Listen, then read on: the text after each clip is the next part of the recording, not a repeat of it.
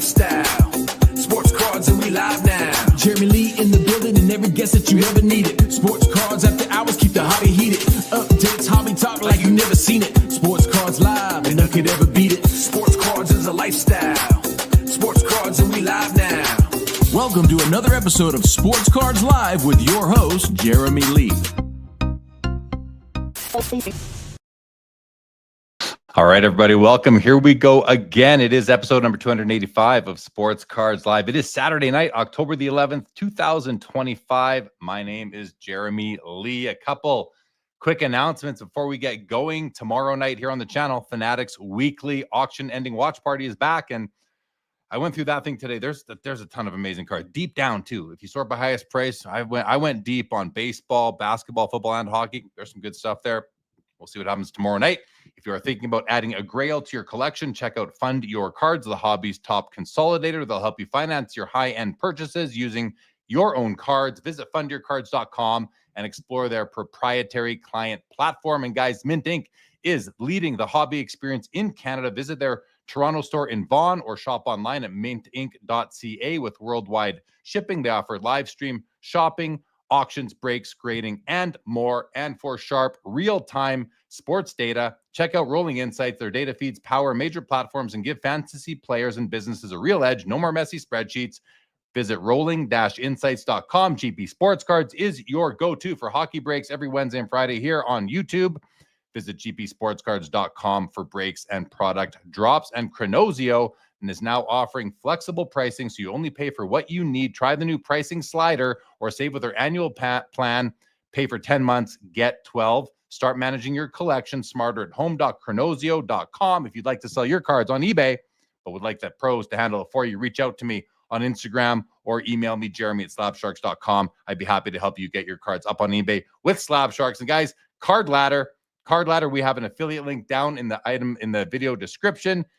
Check out Card Ladder. If you're not already using Card Ladder, I don't know what you're doing. Don't forget, this show is also available on Spotify, Apple, wherever you get your podcasts. Follow for free. And if you're enjoying the content, please leave a rating or review. And huge thanks, as always, to all of our loyal viewers and listeners. If you haven't yet already, please do subscribe to the channel or the podcast. And as always, your comments and questions are in play. Okay, so with that, want to welcome everybody to the show. Glad you are all here. And we're going to start by saying hello. The professor already has a question for Dan, who will be with us later about security at card shows. Laura, good evening to you. And light a candle for John Lodge and Diane Keaton. Yes, heard about that today. Jacob Dahl, what's going on? The Pursuit, good evening. Chris C., go Dodgers. David Chase. Bad news, guys. Bad news for you all tonight. Joe Perreault is unable to join us. He's traveling to go visit family, so he is not going to be joining us tonight, but he will be back next Saturday. Orlando, hello, and how are you? Good to see you. Foul ball, good evening.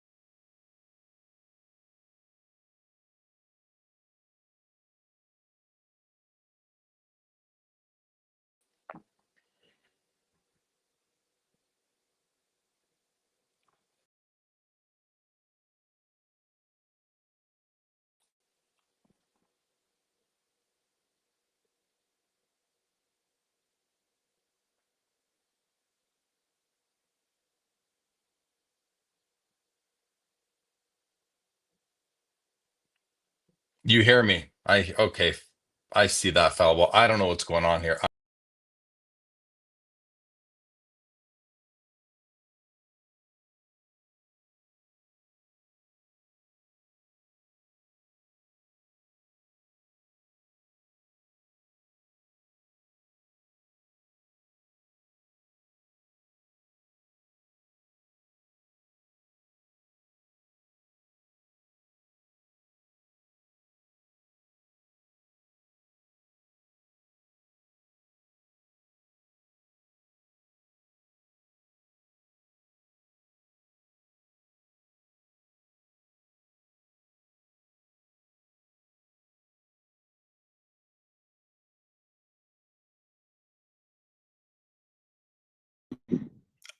Am I back? Oh, I'm pissed. Okay, I'm back. I think I'm, what a pain. Oh, I'm so mad at that, guys. I am so mad at that. Okay. Sorry about that, everybody. I'm just going to try and get out of here on my other device. Okay, we're back. Horrible. I'm sorry, guys. Yes, I was frozen. Okay, where do we leave off?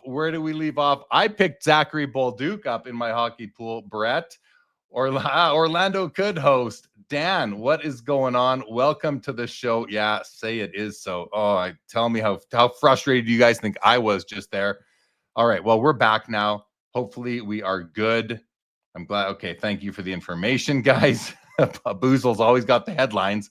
Yeah, Joe can't make it, and I go dark. That's right. Okay, thank you, guys. Oh my goodness. All right. Okay, as I was saying, we don't have Joe Perreault tonight, but we have other guests. We got people coming through. We have some people coming through. I want to thank everybody who did join me here on the channel earlier this week with JSP Auctions. We did a little auction showcase. That was a lot of fun. Check out jspauctions.com.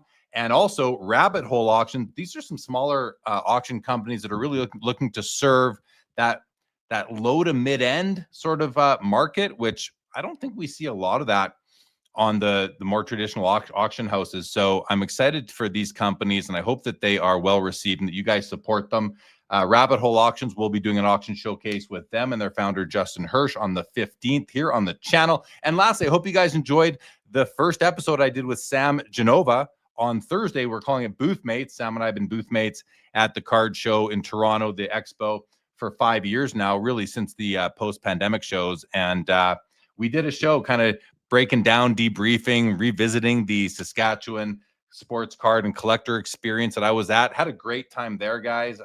Just wanted to thank everybody who came by my booth, and we did deals, or if you dropped off Slab Sharks consignments, that was pretty cool. As I showed on Thursday, I picked up a couple cards for myself. This Kirill Kaprizov, this guy's now the highest paid player in the NHL in history, $17 million a year, making more than $5 million more than Connor McDavid.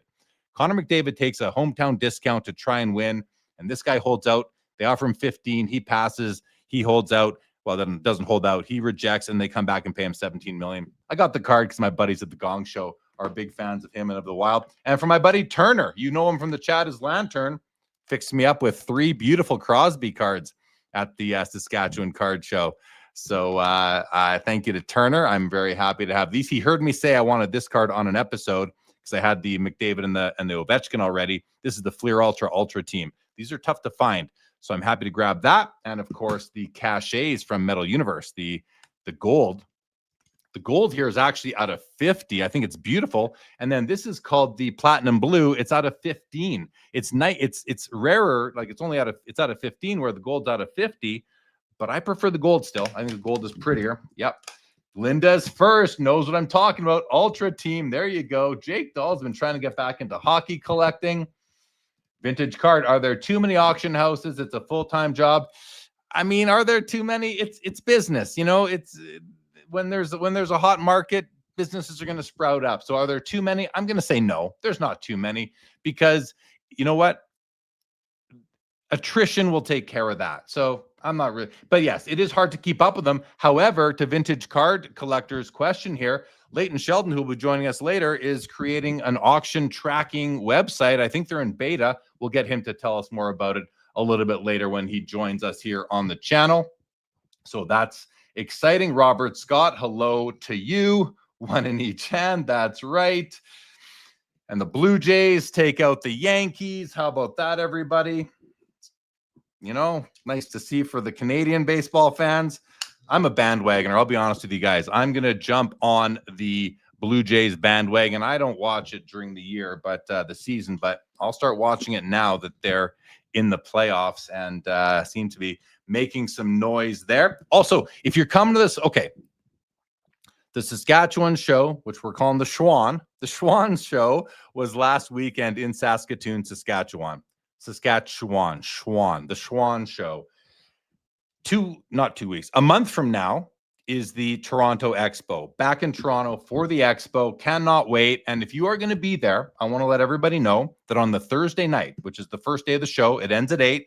Afterwards, I will be hosting, along with GP Sports, we are now co-hosting the networking event, the social event. It's at Arizona's, which is just a short Uber away from the International Center where the Expo is held. So if you're going to be at the Expo and you're there, you're invited. You're all invited to Arizona's. I want to thank Upper Deck, who stepped up yet again to sponsor the appetizer. So there will be some Upper Deck sponsored food, but come on out. You can order yourself a meal, have a drink or two, say hi. We're going to network. We're going to talk. It's just a fun way to kick off the Expo weekend. So I look forward to seeing a whole bunch of you guys out there. Should be great. Brett Miles, it's going to be an awesome ALCS. Speaking of ALCS, Brett works at the LCS here. I just saw you the other day. Brett, always good to see my guy, Brett.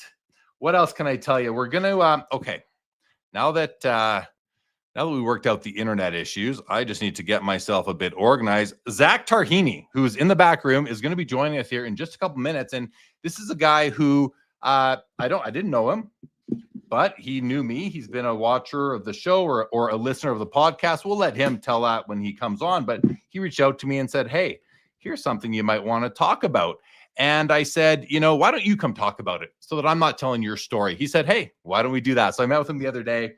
Nice guy. Can't wait to get him on the screen. We will do that momentarily. Mikey Singer watching on LinkedIn, who helps to run the Sport Card Expo. So he can't wait. I can't wait for the Sport Card Expo, guys. Really quick again, after I did the Joe Jackson consolidation, I gave up all my card show inventory. All my traders were gone. I was like inventoryless, sans inventory. That's French. I was without inventory at the last expo, at the Spring Expo, and it was a completely different experience for me because I'm used to having great inventory and doing a ton of deals throughout the weekend. So it was a bit different for me. I had some good buys. I had a few cards out there with me, but I've managed to put together some inventory again. So I will be back at the Expo this year. I'm not exactly sure what the booth setup's going to be yet. More on that hopefully by next week. But I've got some really cool inventory. I've got some great binders that I had at the Saskatchewan show that were a big hit with people. So I was really excited to be able to see so many people do deals with me and then walk away excited. It was really cool.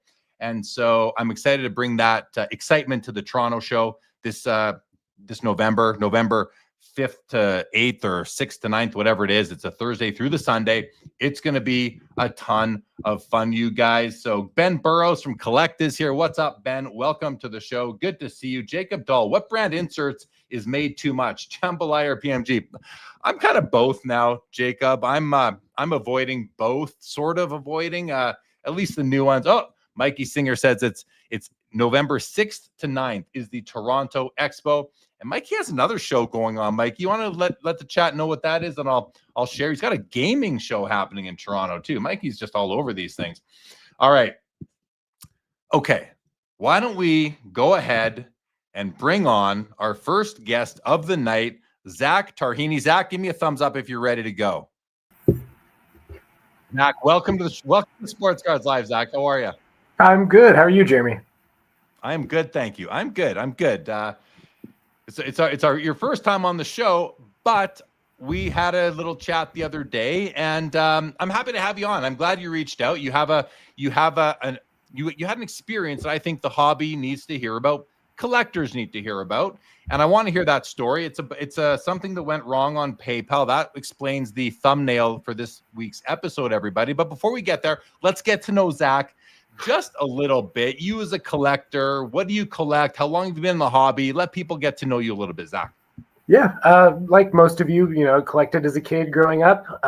Took a little hiatus into high school and college, and got back into it around the pandemic. I got back into it via soccer cards. I'm a big soccer fan. Played soccer my whole life. Didn't think that was even a thing. I didn't realize that was even a thing that had happened since I had left the hobby. And so I got back into it around pandemic time. Started collecting all sorts of stuff, and kind of have narrowed my focus, like a lot of us over the years, and mainly focus on, Leo Messi, Patrick Mahomes. I'm in Kansas City, so that seems like an obvious one. There's some scatterings of others, but Messi and Mahomes seem to dominate the PC these days. Yeah, when we were chatting and you told me you were a soccer collector, I said, wait, you're in Kansas City. You must be a Chiefs guy too. Are you a lifelong Chiefs fan? Are you born and bred in Kansas City? Yeah, just outside of Kansas City. So yeah, we went through a lot of woes, and up until our recent success. So yeah, we saw the Elvis Gerbach and Alex Smith days up until now. So we've paid our dues. What about Joe Montana? To me, Joe Montana's the GOAT. I know Brady has GOAT status, but sometimes we like to refer back to the generation that we were more interested in watching, like myself, back then. But what about Joe Montana? Because when I see Montana cards, I want to buy them, but I only want to buy them when he's in San Francisco, because that's where he won his Super Bowls. Yet it can be tricky because the red and the white versus the red and the yellow in Kansas, it can kind of fool you, especially if there's no yellow on the patch. I find I have to check. But what was it like having Joe Montana in Kansas? Were you watching football at that time? I mean, I think I was like 4 or 5 at the time. So I mean, I remember the aura of Joe Montana, and I remember seeing him on a screen, but I wasn't, I didn't know what I was watching at the time. So it was cool with all the excitement, but I wasn't able to analyze Joe Montana at the time and be like, I love the way this guy plays. But it was, that was probably the last great quarterback we had up until now. So I remember the excitement at least. Yeah, I bet. And as far as your own collecting, like, what are the last cards you've been buying? What are you focusing on in soccer specifically right now? Are you waiting for more new World Cup 26 cards to come out? Where are you at right now with the soccer collecting? Yeah, I kind of focus on the 2014 to 2017 kind of years. I feel like that's kind of a sweet spot. That's kind of a golden era for modern soccer, at least. I mean, obviously you've got all the great early Messi stuff, and I'm really enjoying some. Obviously, everyone knows the 2004 Mega Cracks is breaking all the records and everything. There are actually some really great Mega Cracks inserts that are from those early days that aren't necessarily rookies, but are really cool and maybe not super well known yet. And in high grades, they're really rare. And I think I've been getting a lot of enjoyment out of finding those. They don't totally break the bank, but they look awesome, and they're of an all-time great, and they're really only released in Spain and Barcelona at the time, so that kind of adds an allure to it that you don't get from a lot of the brand new stuff. Yeah, I've noticed just watching the Fanatics auctions, which I do regularly with my Sunday night show. I've noticed that there are way more Mega Cracks cards than I thought. I mean, I'd only ever seen the 04, the Ronaldo, and the Messi were the two they're very iconic, and they're burned into my brain, those images. But the more you explore, you realize Mega Cracks has been made every year since then. Like, they're still making Mega Cracks cards, aren't they? Yeah. Oh, so Lamine Yamal, you might have heard that name over the last several months. He's kind of the new next big thing. So he has a Mega Cracks card, and I think just the iconic nature of Messi's Mega Cracks has bled over into Lamine Yamal's. But unfortunately, Messi's was extremely rare. Lamine Yamal's has a billion copies made, but that'll probably catch up to the price of it eventually. But yeah, they're still going strong. It's really just a European release, and it's really cool. It's a really cool way to collect for sure. Absolutely. Yeah, I think they're neat. The designs are nice once you start to appreciate them. Okay, so let's get into this story. Why don't you sort of set the scene for everybody, and what what happened? Tell us about the transaction Sure. itself, and then get into the issue. Yes. So, I started seeing, after the National, it seemed like there's going to be kind of a new floor set for a lot of, really big Messi cards. And so I wanted to get into a 2022 Messi Imminence World Cup autograph. And I, got connected with a guy who I believe he works for Metaverse Cards. And he had one. He's in China. It's like China's biggest consigner, I believe, is Metaverse Cards. And he had one available, and we agreed to a price, and I paid the price. I paid with goods and services. He saw that the fee was taken out and wanted me to either pay extra or do friends and family. And I was like, well, I can't do friends and family with that amount of money. I'm going to, it's fine. I'll just find another one. We'll cancel the transaction. You can refund me. He said they didn't know how to do a refund. They're not familiar with PayPal. And so they just couldn't figure it out. I was like, that's weird, but I'll just, I'll file a dispute. We'll make it easy. We'll go ahead and get it done that way. No problem. I talked to several representatives. They said, yeah, if they don't respond in a few days, we'll just go ahead and close it in your favor. A few days go by. It's still under review. They close it in the seller's favor after not hearing anything. I was like, oh, that's weird. I'm like, there must be a misunderstanding. So I appeal the dispute. I talked to somebody. I was like, yeah, this is just a personal item. I didn't get it. They didn't send it. There's not any tracking available. I'd like to go ahead and appeal. I appeal it. It closed in the seller's favor again. At this point, I'm, really confused. And, I talked to a supervisor at PayPal, and they said, well, we've determined that, your purchase was for a resale product. That your card was for resale. So it didn't qualify for our goods and services protection. It's like that. And well, it's not. I'm telling you it's not. And they started asking me questions like, well, how much is your collection worth? And, have you ever bought or sold a card using your PayPal account before? I was like, I've bought and sold a card with my PayPal account. Sure. But, how's that relevant to this? And what is the, value of my collection? How's that relevant to me buying an item and the seller not shipping it? I thought that was the whole purpose of goods and services. And so while they say they technically cover trading cards, if they can determine on their own merit that a trading card is for resale, really they could say that for any trading card. I mean, I would say by that standard, trading cards are not covered by PayPal up to their own discretion, essentially. And so I filed a chargeback with my bank, where I'm still in the middle of that right now. So hopefully, that works itself out and they do the right thing on the bank side. But I've reached out to them several times. The seller, they've pretty much stopped responding, and PayPal's been absolutely no help whatsoever. And so it just seemed like this is something that needs to be made aware to the general collecting community, because I don't know. This was a new thing that they established in 2024, I guess. PayPal put a stipulation in their terms and conditions that resale items or items that are determined to be for resale are not covered under their terms and conditions. So seems to be a problem to me. What I just don't understand. Like, first of all, are you willing to say how much money we're talking about, just so the audience gets an idea of the magnitude of your issue here? It was a few thousand. It was a few $1,000s. A few $1,000s. And Yeah.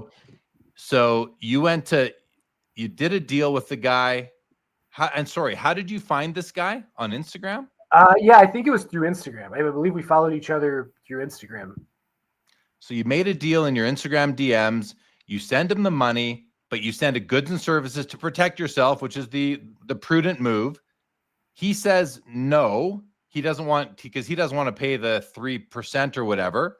So then you're going to you ask him to send it back to you or reject it. He doesn't know how to do that. And then, so why didn't he just send you the card at that point? He wanted the full amount. I think he thought he could get more for it, and maybe he could have. I think he eventually sold the card to somebody else at a higher price tag. If I remember right, I remember seeing him reposting the card as available for, about 2,000 more than we had agreed to. And so I think he ended up selling it to somebody else at a certain point. So that wasn't an option, as of a few weeks after that. But, yeah. So when you say because he wanted more, like he wanted the PayPal fees. That's why he didn't send the card, because he wanted you to now top him up for the PayPal, which I sort of like. I kind of get that. I've done deals with people where I say, hey, do you mind if I send goods? And they say, no, just cover the fees. I'm like, all right, fine. Most of the time, I'm like, all right, I'll cover the fees. It's, it's 3%. But you were willing to do that, and he still didn't work it out with you. Like, yeah, no, it was kind of done at that point. And, I was willing to, go find another deal, not a problem. But now, we're talking about 2 months ago, it looks like, we're still dealing with it. I was kind of surprised that it'd be a 2-month long ordeal to try to get this thing sorted out. And I think the whole I can't figure it out thing and the not responding to the dispute made it kind of like an easy deal for PayPal to figure out. I thought this was kind of a simple, straightforward case for them, but it seems like not so much. Yeah, like somebody said in the comments here Zach Pierce here says, and you paid the 3.5% to be protected. There's no protection. Right. So what you're telling they us, took the fee. They took the fee. They did take the fee. They had no problem with that whatsoever. So what you're telling us is that if PayPal decides that the reason you bought a card and paid for it with goods and services, if they decide the reason that you bought the card was to resell it, then you're not allowed to buy anything on PayPal using goods and services, or you're not protected if you buy it and you may sell it down the road, whether that's the next day or 12 years from now. You're just out of luck if there's an issue. It does seem that way. Yeah.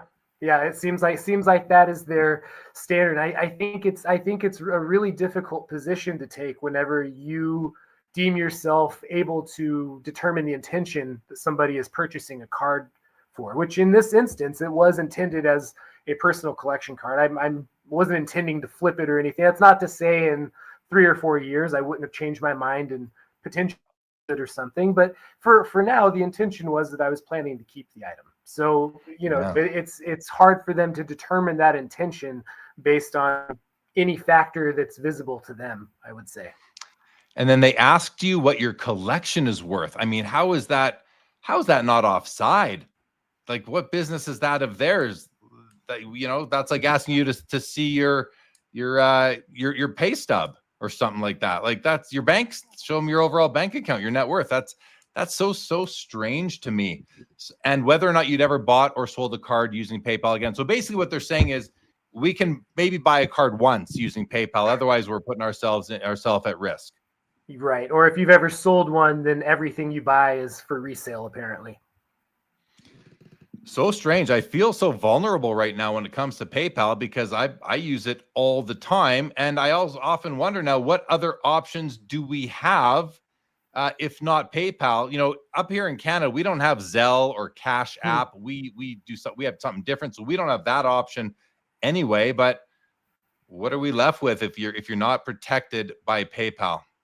Yeah, I think what I've kind of come up with is I don't believe Venmo has taken that stance yet. I think Venmo's goods and services, at least in the States, I believe would cover it still. But, at least at the very minimum, if you have to use PayPal, I think it'd be a good idea in the note of your purchase to maybe clarify that what the item is that you're purchasing for is, for a personal collection or for display or whatever it is, just as a means to try to cover yourself. That's not maybe that would help if you put in just put in there to say, note to seller, please package nicely. Note to PayPal. This is not for resale. This is for my PC. Go look up what a PC is. That's so. Have you done anything to pursue this seller? Have you called them out on Instagram? Have you done anything to kind of get them to try to cover? Because right now they have your money and they have double the money because they sold the card to somebody else. That's so shady. What's this Instagram user's name? Are you willing to share that? So I mean, Metaverse Cards is the account through where the payment has been sent. I talked to the individual on his own personal account. I think it's like Anu Juno or something like that. That's not super memorable, but the money request came through Metaverse Cards, and I think he's an employee of Metaverse Cards. And they seem like a really big account.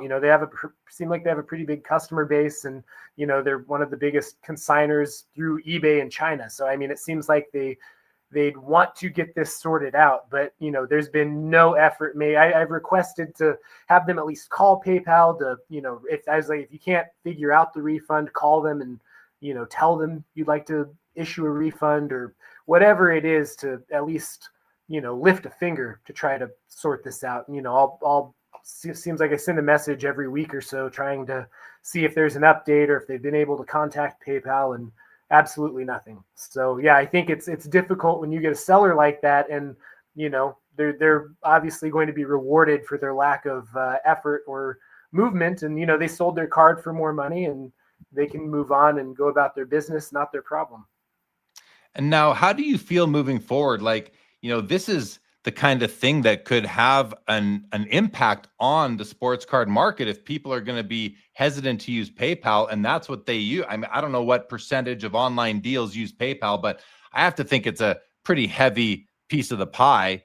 If people are going to be fearful of using PayPal, that could have a negative impact on card values, because fewer people might be willing to bid. I wonder if it was done over a formalized marketplace, like over an eBay or a Fanatics Collect or one of the auction houses, if it would have been any different. It's a good question. We'll ask Dan when he comes on shortly from the Front Row Card Show, because people pay with PayPal at card shows all the time. I wonder if he has any insight into that. We'll ask him when he comes on. But yeah, I mean, it's are you now a little bit gun shy, Zach, to use PayPal anymore?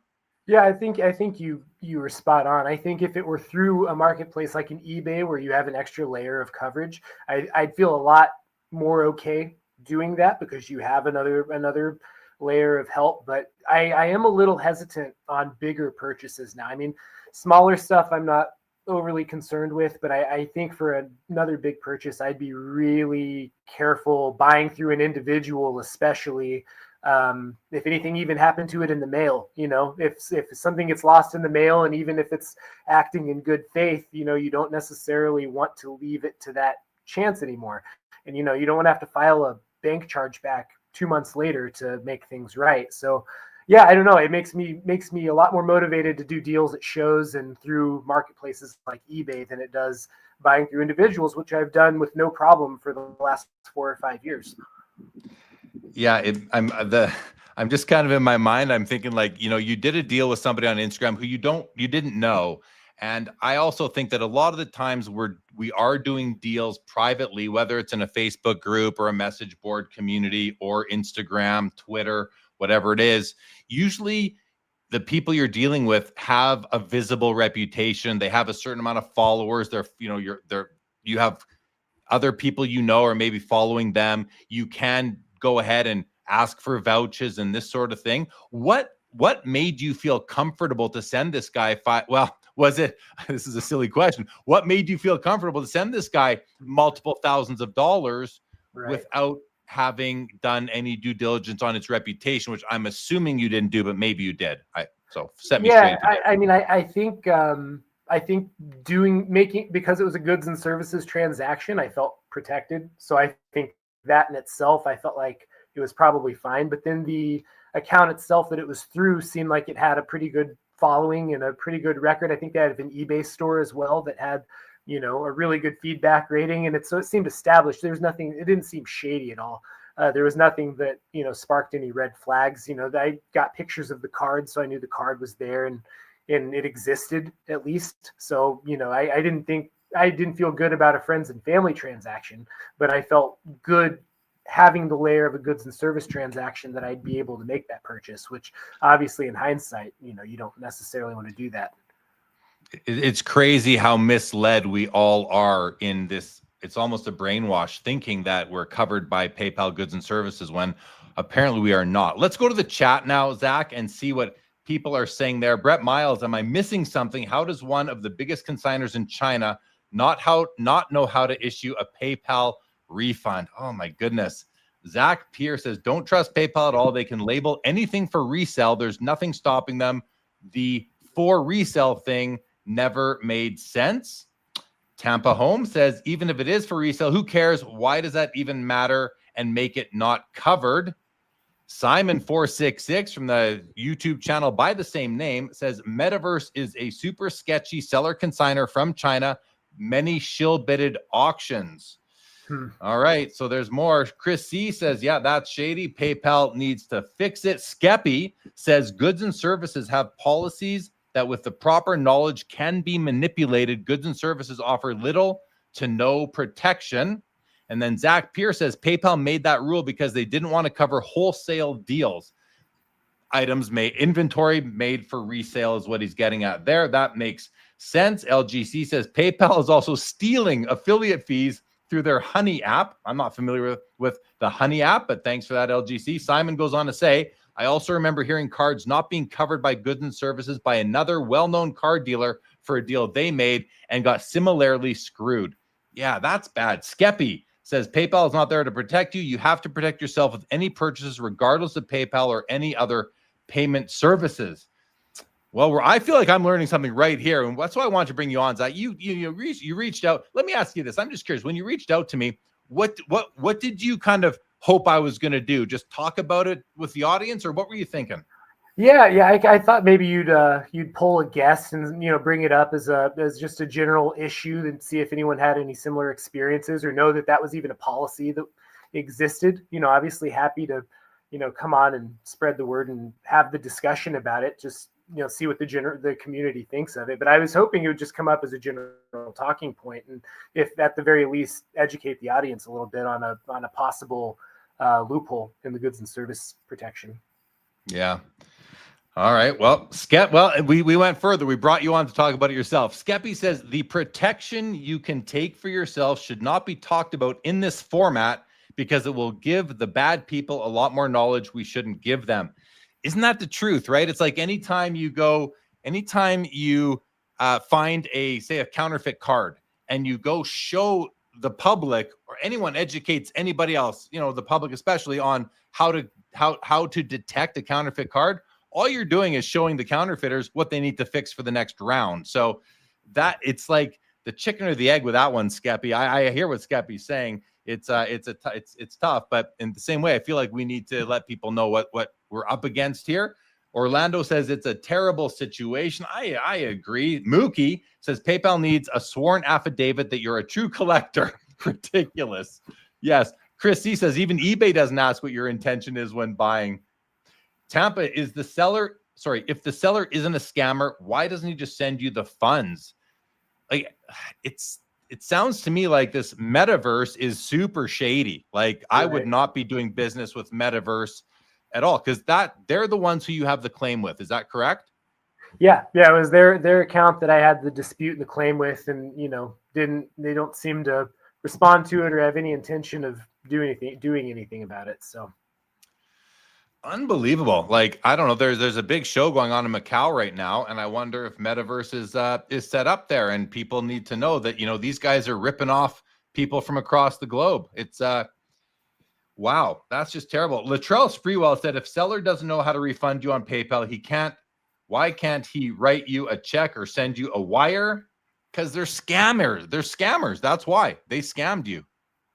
Yeah. So yeah, I think so. I'd be happy with any form of payment, but I don't anticipate that happening. I'm more just crossing my fingers with good old Bank of America to help me out on this one. Yeah. Foulball doesn't use PayPal. He doesn't use grading. He doesn't use PayPal, and he's never sold the card. Love you, Foulball. Ryan Roddy says, does PayPal even cover international purchase? Doesn't seem like they do. Not sure. I think they do. I think they cover international. If it's not for resale, they should cover it. I think it really comes down to you just have to buy from people that or at least other people have done deals with. I get people sending me requests for vouchers regularly. They say, hey, they want me to, I've had a request where people say, hey, we've done a deal on Instagram. Can you comment on my legit post? And I say no. The only way I will give anybody a vouch is if I've met them in person, or like I've got years of history with somebody online. Otherwise, I don't give vouchers away easily, especially for someone. If I haven't met you in person, we've never done a FaceTime or a Zoom call or that sort of, and even then I'm going to be very iffy because I don't want to tell you it's okay. Then you get scammed. Well, Jeremy Lee vouched for this guy. Like, you got to be careful giving vouchers, never mind giving money through PayPal. So that's sort of another thing. Zach Pierce here says they made the policy 5 or 6 years ago. It was a big talking point on card forums back then. Now that you say that, Zach, it does somewhat I remember that. Mike Petty, what's a metaverse? Stop doing business with these companies with stupid names. There you go. Brett Miles says, I've had an issue with PayPal when it comes to a card that was delivered but stolen from the front porch. The moment I reached out to my bank, PayPal ended their assistance. Learned a lot the hard way. I remember when that happened to you, Brett. That's just brutal.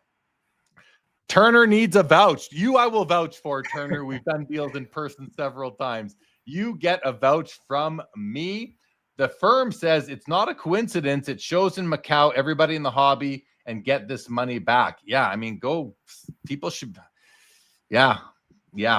Chilson's going to vouch for Mike Petty. All right.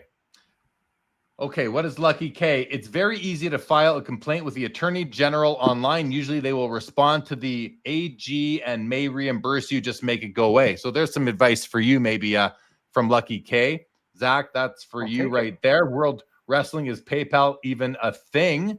Yeah, I think did eBay payments take over? I mean, I'm always using PayPal when I pay on eBay. So I don't know what you're talking about there, World Wrestling. Maybe it's just super, just slick the way it's all built in now. But Foul Ball wonders, well, I've met you in person, Foul Ball. You've been in this chat every night for 5 years. So I think I probably would vouch for you. And we met in person. That goes a long way for me. All right, Zach, why don't we, I'm going to bring Dan Bliss on. He's the founder, the CEO of Front Row Card Show. Card shows all over the United States. We're going to bring him on, and I want to start with him by asking him about this PayPal thing. So let's bring him on. Dan, you ready to join? Give me a thumbs up, buddy. Just a thumbs up. Yes, sir. Okay. All right, guys. Welcome, Dan Bliss. Oh, wait. What did I do there? What did I do? There we go. And sorry, guys.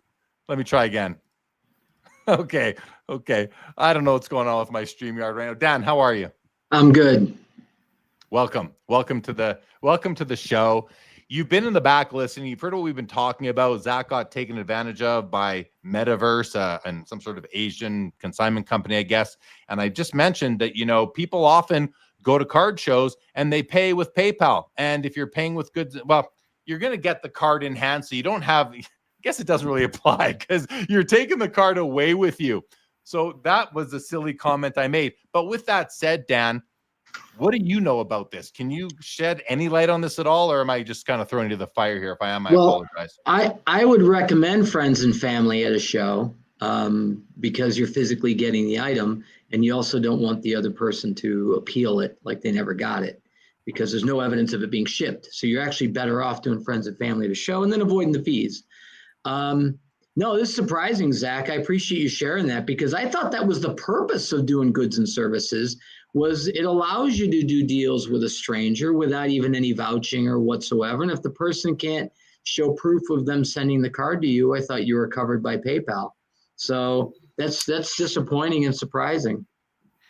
Yeah, you and me both. I was a little caught off guard myself, actually, but we'll see what happens.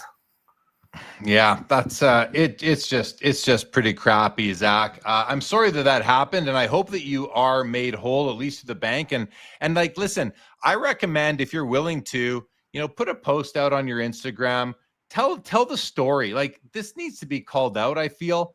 Tell the story, tag me. I'll share it. You were on the show here. I'll share it on my feed as well. And just let people know. I mean, these guys need to be pressured into paying you back, is what I think, but we'll see what happens. So, but are you willing to do that? Yeah, no, absolutely. I think that's totally, I've kind of avoided making a public scene about it up to this point. That's not really my my style is to go out and, publicize stuff as much. But I think at this point, now that it's kind of it's on the podcast. So, I mean, it's pretty much hobby news at this point. So yeah, happy to do that. All right. Well, why don't you go ahead, do that. And Zach, thanks for coming on. Thanks for reaching out in the first place. I didn't know that this was a thing. I might have heard of it briefly a few years ago on the message boards, but I've done hundreds of purchases since then, and kind of wasn't on my radar. So thanks for bringing it back. A reminder to all of us to just be careful when we are doing private deals where there is no intermediary business like an eBay or an auction house. So Zach, again, thank you, and good luck with it. Thank you. I appreciate it. Thanks for having me on, Jeremy. You bet. All right. You take care. We'll be in touch. Take it easy, guys. All right. Thanks, Zach. All right. Thanks, Zach, for joining. Yeah, that caught me off guard, Dan. I just feel so vulnerable, like I said earlier about that. And, just another reason to be careful and protect ourselves, right? Don't you think? Yeah. It's what's the point of goods and services if not that? I know. Exactly. It's so strange. So, all right. Well, with that behind us now, and it's unfortunate, Dan Bliss, the Front Row Card Show. I remember meeting you for the first time at what I think was the very first or second. No, it was the second Burbank show. It was the one in Anaheim, and it was upstairs there. No, maybe on the main level, actually. And I remember coming to your booth and seeing you had a banner for a card show, but you were set up. You had some great vintage, and I remember you had a 53 Topps Mickey Mantle. I think it was like a PSA 4, maybe a 4.5. And I was like enamored with this copy. I thought it was beautiful. I did not pull the trigger on it, but I remember chatting with you. I thought, this guy seems pretty nice. And then as time goes by since that show, I've seen you build up the Front Row Card Show brand and expand like wildfire. Before we get into the card show, like we did with Zach earlier, I want to learn a bit more about you as a collector. So tell us a bit about your collecting habits, your history, what you love, and just thoughts on the hobby overall. Well, I started collecting, in high school, like a lot of people, and I had friends that collected cards and just got into it. And, there was a flea market near my house, and we could ride our bikes there, and we would ride our bikes to the flea market every Sunday and buy cards and pick up an old Beckett and buy some wax packs and buy some single cards. And that's how it was. And so what are you collecting these days? Are you like, you're obviously all in on the Front Row Card Show. You've built a business there. Is it your main gig now? Do you have another career? Well, I'm a commercial real estate investor, and the card show business has actually taken that over because it's grown so much. It was never intended to be that way. When my wife and I started the company, it meant to be just a little hobby, and then it just exploded. And since then it's taken over both of our lives. Interesting. So when are you? I'm hearing echo. I hope the audience isn't hearing that, but if you are, I apologize.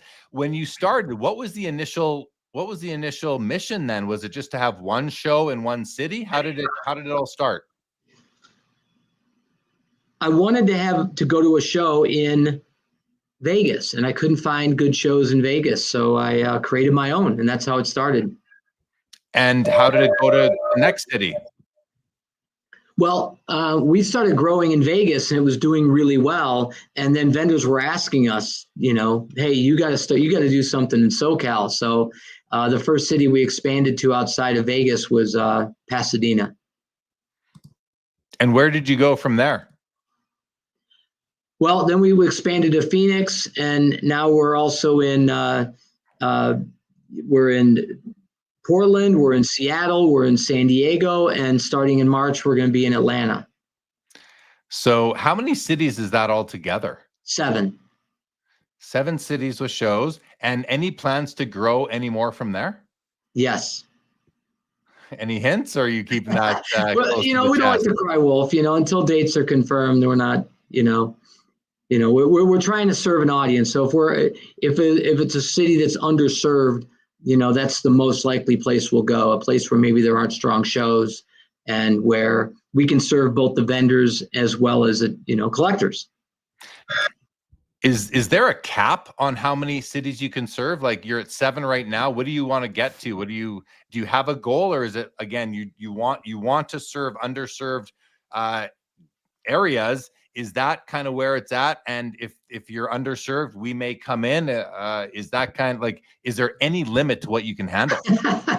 It's really about organization. That I'm in the office. We have a full-time team here, and it's really just about, again, like we said, serving markets. We want to make sure that we're wanted where we go, where our vendors and attendees are getting something, and we really work hard and put on a great show. So, and we take a lot of pride in organizing shows really well. We get complimented all the time for our organization and frankly, just putting on fun shows. And that's really where it comes from. Okay. So I'm going to ask you now, back to yourself as a collector.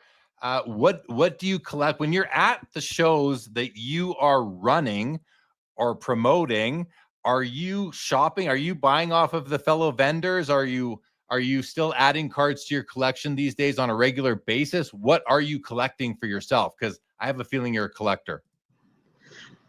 Not only am I a collector, I'm a vendor at every show. So that's how it started. It started with, I wanted to be a vendor at shows because I love sports cards, particularly vintage sports cards. So the deal with my wife was, hey, let's put this event together. Can you run, registration at the show?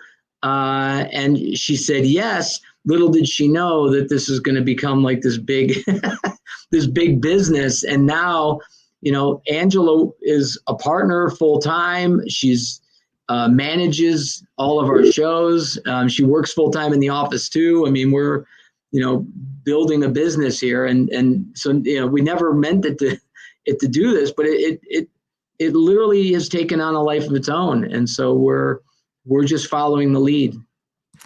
So, are you adding card? I'm going to come back to your collection. What do you collect? What cards do you love? What's the last card you bought at a front row card show for your own collection? That's a good question. The last card I bought for my own collection was a 41 play ball DiMaggio with a wrong back. Okay. Because I just thought it was so cool, and you just don't see it. And in fact, I have the I forget the name of the player that's on the back, but fun enough, this is so cool. I've got that guy's card with DiMaggio on the back. So they go together. I have they're like twins, it's just the coolest thing to have both of those two cards. So that's obviously a vintage or pre-war card. I love the 41 play ball. Bought my first copy. It was number 1 on my want list. I picked it up at the National this past August. Absolutely thrilled to have it. What else do you collect? What else is in your collection? Are there any sets? Do you collect vintage baseball sets? Do you collect Hall of Famers? Let's hear more about the Dan Bliss collection. I'm mostly Hall of Famers. I mean, that's really my sweet spot in this, and that's actually what I buy and sell at shows. But if something's really nice, like I really like centering. So if it's an exceptional version, and I think you're similar, like if you find a really good eye appeal card that's a better card than the grade, like it's dead centered, it's really nice, and maybe there's a flaw that's hard to see, or the flaw is on the back, and you've got this stunner of a card that's, whatever the grade is, that's the kind of stuff I go for. And then just for the sake of, I don't know if I think about it as an investment as much, but I like the cards that are pretty scarce. If it's like like I picked up a Johnny Bench rookie SGC 9 not long ago, and I was thinking I'll just keep that for myself because I just don't see them. I don't see them. They're really rare. It's a fantastic card, but I looked it up and realized there's a lot of them, and I was like, yeah, I could probably sell this because I'll get another one. Another one will come by. But I picked up a stunning Jackie Robinson 56 graded PSA 8.5, and that's a big card, and dead centered. It's a stunner, and yeah, I don't think I'll ever sell that one. That's a big card and a big holder. I'll say it that way. No, I love it. I love the vintage baseball myself. And you said you like things that are scarce, and you went into the rookie card that you just picked up. But I wonder, how do you feel about scarce cards, like low grade, high eye appeal? We talk about it all the time here because it's what I love. But do you have as much respect for a card that is scarce because it has survived in great shape as much as you do have respect for a card that is, maybe lived a bit of a life? Like I often say, and I just, the way I am, I like my vintage cards to somewhat show their age. I don't want them to be fresh pack pulled. It just doesn't make sense to me that they even exist that way anymore. I kind of want them to have a little bit of toning around the borders. These things have lived a life, tell a story. What's your thought on that? Look, everybody can collect what they want. I mean, I have a 1960 Mickey Mantle that was probably somebody's favorite card. I'm sure they carried it around with them. They had it with them everywhere they went. It has the most rounded corners you would ever see. And, and that to me is cool. It means literally somebody loved that card. I mean, we joke in the hobby about, old vintage cards that are beat up being well loved, but it is absolutely true. It meant, like, if you take a card and beat it up a little bit, it really isn't worn that much. When you see a card that's genuinely weathered, like a lot, it really means that some kid kept it in their back pocket. They took it to school every day, and they weren't concerned at all about condition. They were playing with it. They were flipping it against the wall. But, whatever it was, it's actually hard. It takes work to get a card into that condition. It's genuinely. So I'm with you on that. And Jeremy, to your point, I actually have like a little subset collection. I've been collecting cards with hole punches in them. Okay.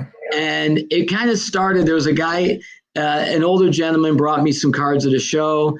He had a 68, I think he had an Aaron, a Clemente, and a Mays, and they were all hole punched. And in fact, they were hole punched aligned. And I asked him, I'm like, why are these hole punched? And he said, my brother and I used to fight over things when we were a kid, so I hole punched my cards so we could tell mine from his. And I just love that story, so I still have those.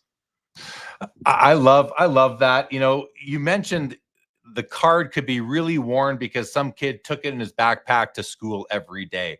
And, I feel sometimes like we as the hobby, this is going to sound crazy to so many of you guys, so just kind of work with me here.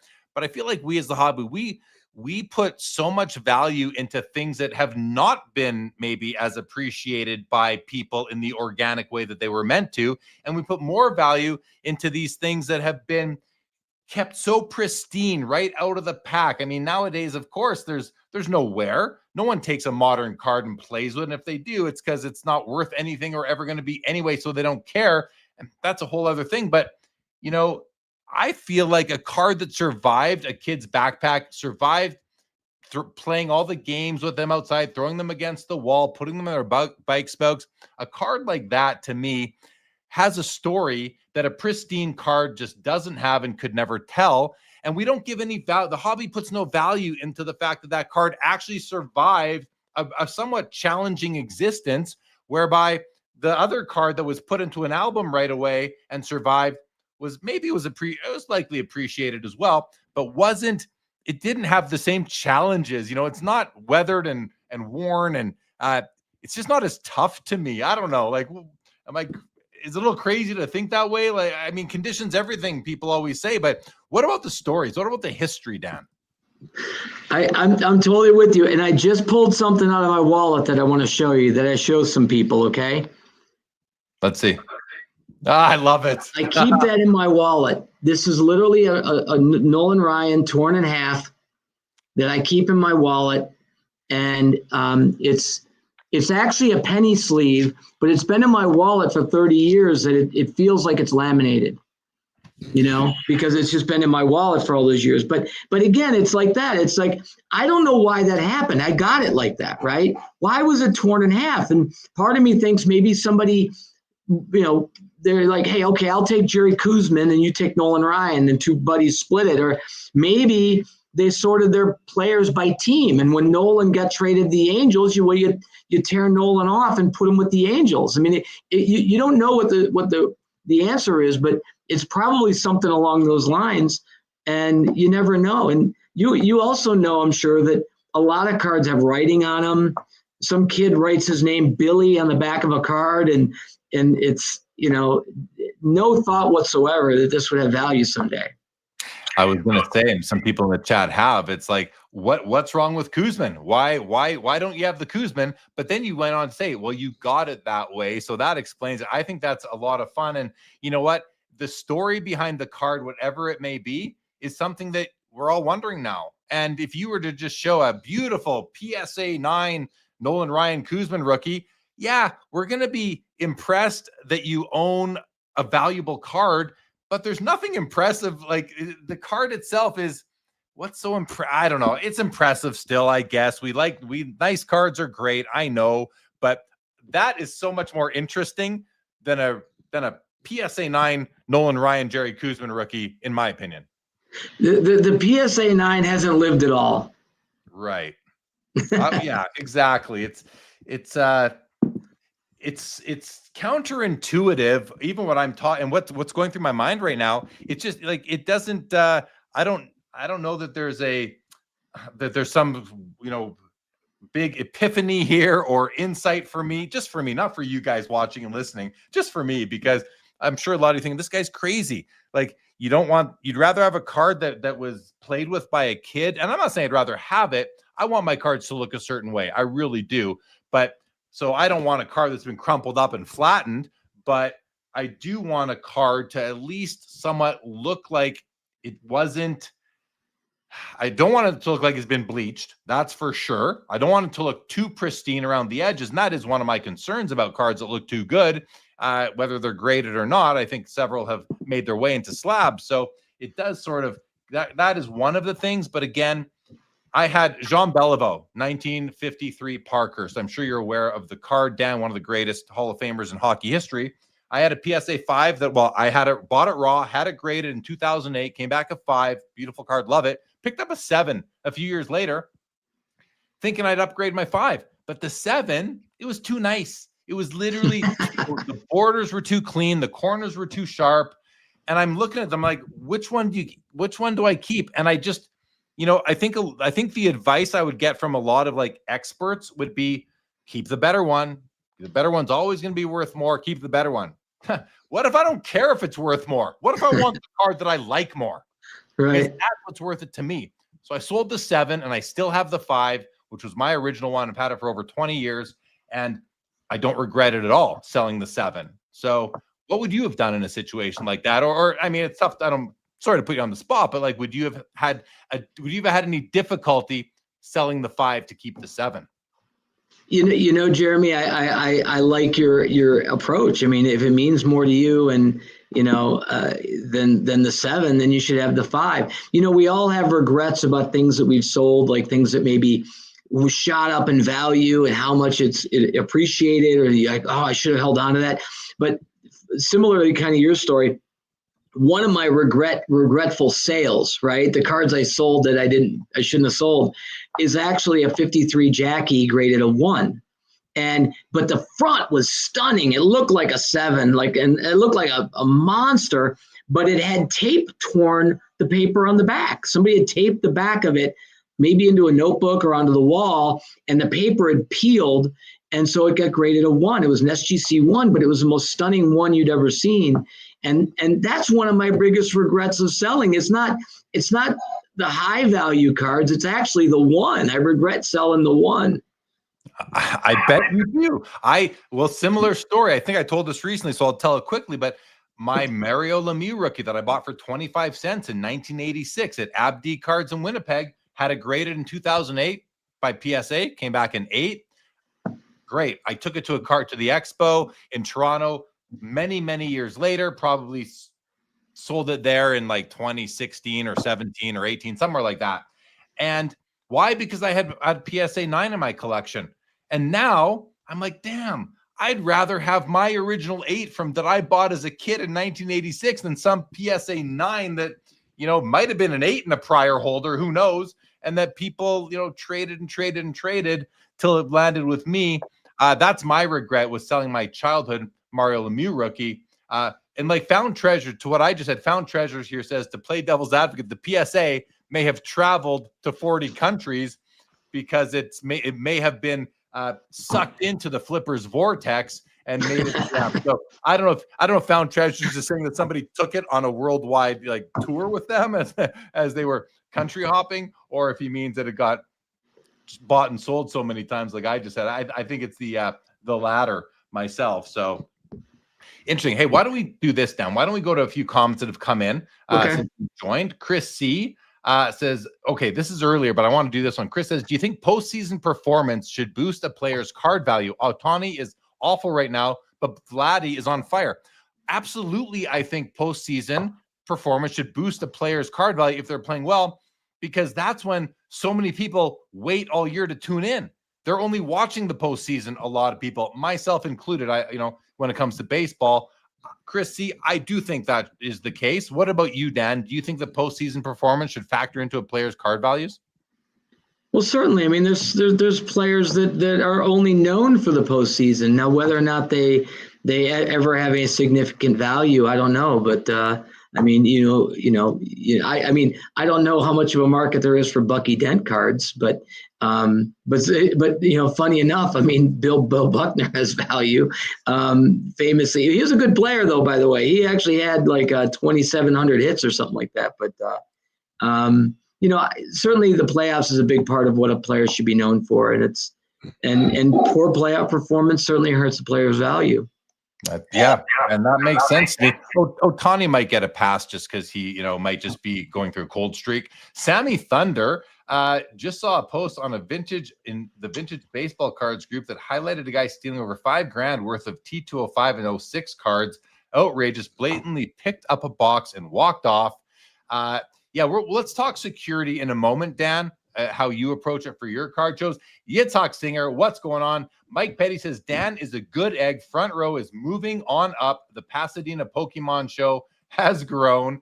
David Chase, Dan not only brings vintage to Southern California through Front Row, he is also a very fair dealer, completed many deals with him. Very nice to hear these comments about you, Dan. Orlando says you should go to Miami. The Pursuit says, how about Florida? Dan, any sights set on the state of Florida for your business? We're looking at a lot of things, so we'll see. Okay. Mookie Chilson says, Dan, is your company public with metrics at all? Most aren't, but I always wonder if you can quantify the card show explosion in a given city from show to show. Do you mind responding to that to the degree that you're willing to? Well, we don't really publicize all the metrics. We'll oftentimes tell people what our attendance is, or at least approximate. I mean, most of our shows these days are bringing in about 8,000 to 10,000 people. So we get really good crowds, and, famously, we have really long lines. So one of the things that we've innovated that we don't know of anybody else that does this, but I got to credit my wife, Angela, for this.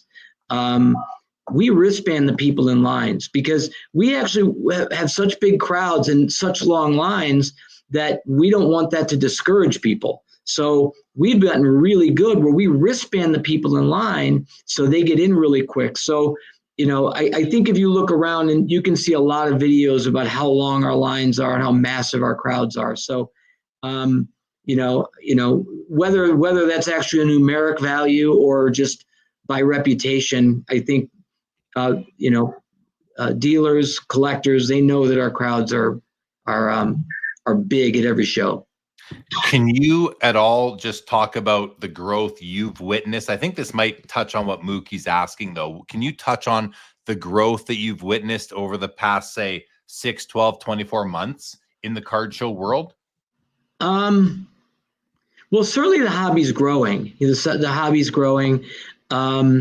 Sports cards are growing, and someone mentioned Pokemon. Pokemon's a big part of the hobby these days, and that's growing.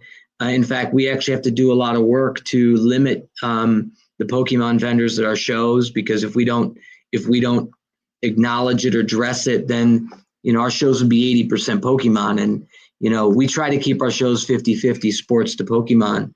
But then sports card guys, they bring Pokemon, and we're like, I thought you were a sports card vendor, and somebody's got 4 tables and half of them are Pokemon. We thought we booked you as a sports vendor. So sometimes it's out of our control, but then next time, we have to restrict that vendor a bit, because we can't let the shows get out of hand. But Pokemon's a big part of the growth right now, candidly. And I think a lot of sports card shops, I've had sports card shops have told me that 2/3 to 3/4 of their sales are Pokemon, and 1/3 of their sales are all sports combined.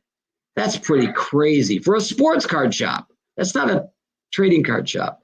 So It's a big part of the growth in the hobby, but I think it's also a good transition. There's a lot of people that come to the show that are into Pokemon, and they gravitate to sports. So they transition to sports collectors. So, the hobby's been growing. I mean, I don't know what else I could say about it. I mean, it's pretty evident in a lot of ways. You can just see the growth in the hobby across the board. Is the growth of Pokemon like I want to go to card shows and look at sports cards. I just walk by the Pokemon tables. Yep. My concern is that the Pokemon vendors that are coming into traditional sports card shows are displacing what would otherwise be sports card vendors. And listen, because you said that the hobby's growth is a lot to do with Pokemon. However you said that, and the first thought that went through my mind just silently when you said that was that it's a different hobby. The Pokemon hobby is a different hobby than the sports card hobby. Yes, they're both cards, but they're different subject matter. They're completely different things, And listen, we could say the same thing about Marvel cards and Superman cards and all these other non-sports cards, but really you've got sports, you've got non-sport, and then you got TCG. TCG doesn't need sports cards to survive. Do sports card shows and businesses need, maybe the card shops do? Does the Front Row Card Show need Pokemon to survive and grow? No. Pokemon's grown so fast. I mean, we started, our shows were certainly smaller when we started, but Pokemon was maybe 15% at most of our show. I'm sure it wasn't even a fifth. It was just a tiny fraction. And to your point about displacing, it's funny. When sports card vendors bring Pokemon cards, that's their choice, and we actually don't want them to do that, and in fact, I think you'll find at our shows, we're really working hard to limit that at our shows, because I agree with you. We don't want to be known as a Pokemon show, and we're not. I mean, we do, certainly have that audience, and frankly, the vendors are great, but they're not displacing sports card vendors. Actually, the funny thing is, Jeremy, if I put 50 tables online for a show, 48 of them will go to Pokemon vendors. And part of that is the sports card vendors, especially if they've been around for a while, because the hobby's changed, and the hobby's growing so fast, our shows sell out literally in 1 minute. If we put 50 tables on our website, it will literally sell out in 1 minute.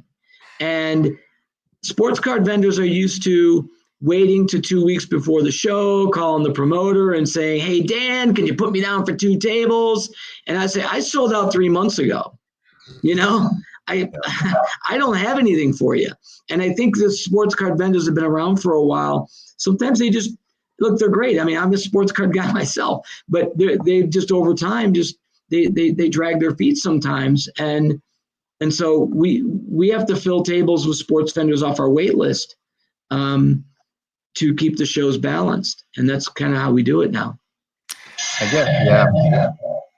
One of the things that I think about when it comes to Pokemon is that it seems like with all the attention on Pokemon and all the talk about how popular it is and it's exploding, people the narrative seems to shape such that people think that because Pokemon is so big that sports cards are just stagnant or that they're not growing. And sorry, I got you on mute while I'm talking just because of the feedback.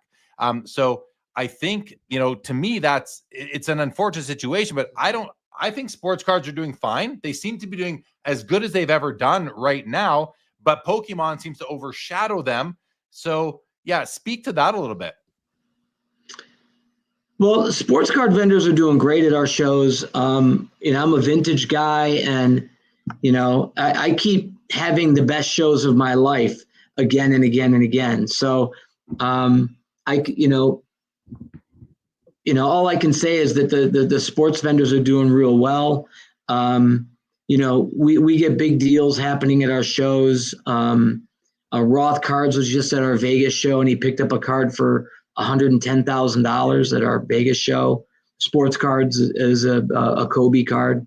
Cards HQ was at our Vegas show. They bought a 52 top set for $300,000 at our show. So big deals are happening in sports. It's all good. The hobby's growing, and that's really what matters. All right, let me do some comments here again. David Chase, besides West Coast Card Show, Front Row is the only card show in Southern California where there are vintage dealers. That's great to hear. LGC says Pokemon has grown so significantly that it subsidizes sports shows. That's where I kind of wonder if the Pokemon TCG dealers were to not be in the sports card shows, would the sports card shows be as big as they are now? I feel like there's a huge wait list for the Toronto Expo, at least that I know about. So I think they would be fine. But, as David Chase says down here, why not have them separate? Why not have separate shows? I would prefer it that way, just selfishly, because I don't want to waste time walking by dealer booths that I don't want to look at, but that's just me. Foul Ball says, Dan wants my not so nice 52 Jackie that I love. Hi, Dan. That's Foul Ball. Dan's Vintage says, I show my age, and I think Jeremy likes me. Dan, I like you. Ever since our breakfast. Well, even before that, I like you. Mookie Chilson, there's nothing more boring than an uncirculated card, in my humble opinion. Yeah, I'm with you, Mookie. He goes on to say, where's Kuzman? I'm totally triggered. Well, we found out. Chris from Missouri, baby, it's me, not you. I have to let you go. That was funny when I read it originally. I forget what it's about now, though. Chris from Missouri. Oh, letting go the PSA 7 Bellevue. Thank you, Chris from Missouri. Bob Boozle says Pokemon, the weed of the card world. Bob Boozle, collect news alert. Jeremy Lee takes aggressive stance over sweet, lovable Pokemon cards. And Bob Boozle says Mr. Wonderful does not have a Pokemon index. No, he doesn't, because he doesn't collect pictures of little pocket monsters that he never played with as a kid.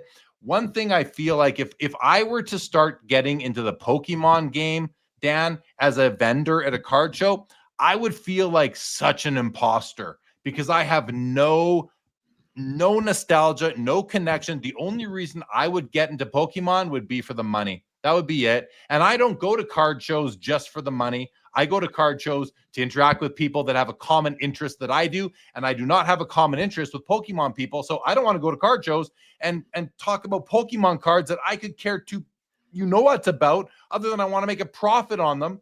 So I'm sticking to sports cards, what I'm passionate about.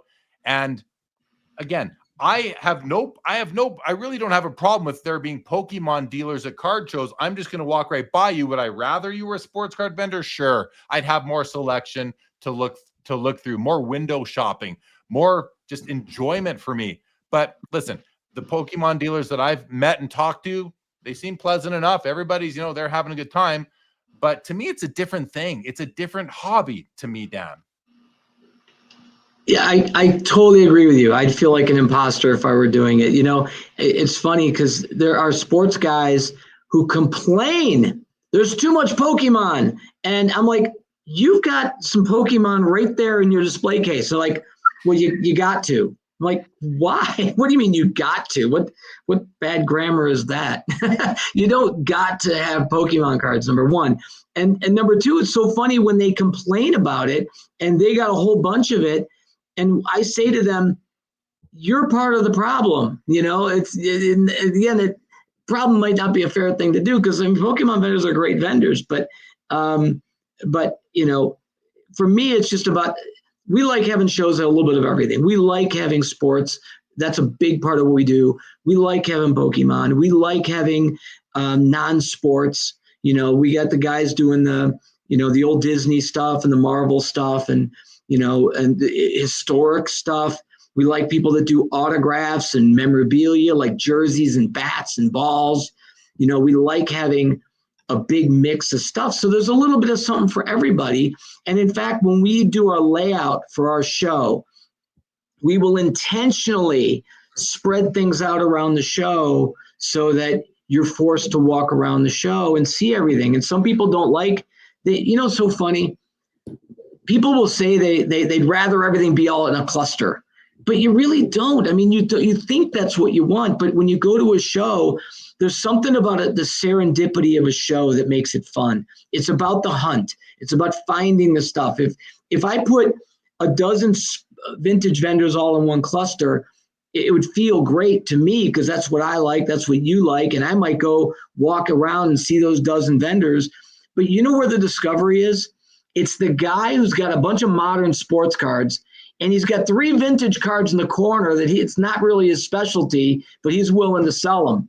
And that's where I find the good deals, really. That's how I operate when it comes to hockey cards. You go to a show in the States, you find the guy that's got 3 hockey cards in his booth, in his showcase, and he doesn't really want them there anymore. So you're going to get maybe a better deal from them that way. One thing that I wonder about Pokemon that I've heard a lot about is that, it's a way to grow the hobby. There's going to be some cross-pollination there. You might doubt the Pokemon collectors might buy some sports cards. The sports card collector might buy some Pokemon cards. I don't know how true that is. I've had people reach out to me just today. A friend of mine in the hobby who is a frequent viewer of the show said to me, might be time to start looking at Pokemon. I'm like, well, no, it's for me. It's not time to start looking at Pokemon. I did it. I went through a Pokemon phase thinking, maybe all because of FOMO, all because of money, felt like such a schmuck doing it. I'm like, forget it. I'm out. No more Pokemon for me. I have no interest in it. I don't want to. So, please don't reach out to me on Instagram, anybody, and say, oh, have you thought about getting into Pokemon? There's a lot of money to be made. I don't care. I am just not there. But I have to ask the chat and other yourself, Dan, are people reaching out to you guys and saying, hey, maybe it's time to get into Pokemon? And once that starts to happen, doesn't that mean that maybe it's not the time to get into it? It might just be so oversaturated now as well with vendors. I don't know. What do you think? I don't worry about it. I know what I like. And so for me, all I can control is what I enjoy. And I stick with what I enjoy. And I don't even get into modern cards. I really don't. Like if I get some modern cards as part of a collection, perhaps, then, I'll unload them. I'll give people good deals. So I'm the inverse of the person that's got modern cards with a couple vintage in the corner.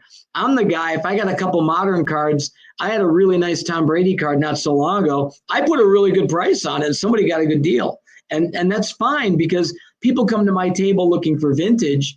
And if they stumble across that, they're, that the person looking for that Tom Brady card, and so funny, he's, famously played for a long time and now he's retired. But in my mind, any Tom Brady card is automatically a modern card. Right. You know what I mean? Even though he famously played forever. But you understand. Absolutely. All right, let's do seventh. Hanuman said, recently communicated with a Veriswap trader asking for cash through PayPal goods and services. The scammer will prevent payment dispute by shipping an empty box with tracking to finalize transaction. Again, seventh Hanuman might be a little bit behind in the episode tonight, but that relates to the earlier segment with Zach Tarhini. LGC, this is a great comment here. He says that Pokemon demand has resulted in a greater frequency of local card shows in my area. I see that as a benefit. That there's a benefit.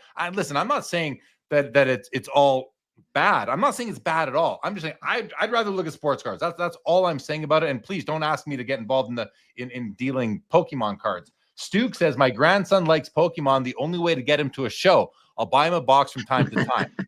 I get that, Stukes. It's wonderful that like, if I'm going to bring my kids to a card show one day and I got to buy them a box of Pokemon, damn straight I'm going to do that. I want them to come. If they like it, that's totally cool. Of course it is. So I think it's great that that's a way for Stukes to bond and spend time with his grandson. Linda's first says, tell him, Jeremy, the name of the show is Sports Cards Live. That's right. This ain't Pokemon Cards Live. Robert Scott says most regional shows in Southern Ontario are now approximately 70% TCG. Sports cards get second billing in most of the show advertising as well. It's where the money is, guys. The money's in Pokemon, I guess. And Chris C says Pokemon will have a bubble with all the cards getting graded. One would think, right. It's also driving the grading industry right now, it seems, as well. All right, let's switch it up, Dan. Let's talk about security. We had a comment come into the chat like earlier today. I don't even know if I can still, let's see if I can find it. I got to scroll way up in my comments to get to it, but I wouldn't mind bringing it on the screen. And it was actually right here. The professor says, we'll be interested to hear if Dan has a comment on the need for increased security at shows, including security escorts for dealers and attendees to their cars. There are some posts of robberies occurring. Listen, you're running shows all over the country. You're growing. This must be on your radar. How do you deal with this? What are your approaches to security, both in the show and outside the show? Well, we're very mindful of security. It's very important to us. And I think we've been ahead of it more so than most shows. We've been doing heavy security. We're also very strict. If you recall, famously, Ashish had like $1 million cards worth stolen at the Dallas card show. And there's video of it, and it looked like a guy was in the space that shouldn't have been in there. And he was pretending to move chairs around, and he snuck behind the tables and walked off with a case of cards. And I got to tell you, that would never happen at our shows. We are very strict on vendors, vendor badges, who's allowed in the room. When the show is over, everybody has to leave. And we're very, very strict on things like that because we don't want to have that kind of an example at our shows. So we have not only do we have security guards and a big staff, but we also have police at every show. And so we're very, very particular about that. And not only that, but the police are at our shows before the show and after the show. So it's not like, they arrive when the show begins and they leave when the show ends. They're there before and after the show. So we're very particular about that. And, so there's a lot of different things that we do in terms of controlling the space and then also having security in and around the space. Now, we haven't offered escorting to cars. We haven't. It seems like that's a difficult thing to do, but in almost all of our shows, because we don't do little shows. Our shows aren't 100 table shows or 50 table shows. All of our shows are, well, not all of our shows, almost all of our shows are 400 to 600 tables. Our shows are not little shows. So, our smallest show is 275 tables, and that's only because we're limited by the venue size. We'd be a lot bigger if not for that. So the point is, when you have big shows like that, vendor load in and load out is always right at the door. It's right at a loading dock for the venue, and we have security there. So the situations where a vendor was carrying their stuff to a parking lot, adjacent to the venue, wouldn't really happen at our shows because the vendors drive right up. So, I'd like to think, now that doesn't mean that a collector couldn't have an issue, but, certainly all we can say is that we do our very best to provide, really strong security at the show. And we're extremely mindful of these types of issues because it's very important to us. Good to hear. I think it's nice that you, the police before and after is great. Yeah, I don't know how many people you could have to provide escorts to vehicles for people afterwards. But, let me ask you this really simple question. If somebody came to you or to your staff at the show and said, you know what, I've just bought a big card, or I've got some cash on me, I'm walking out to my car, would someone mind walking out with me? I just, just so I can feel safer. Would that be a problem for you or your staff? We have done that.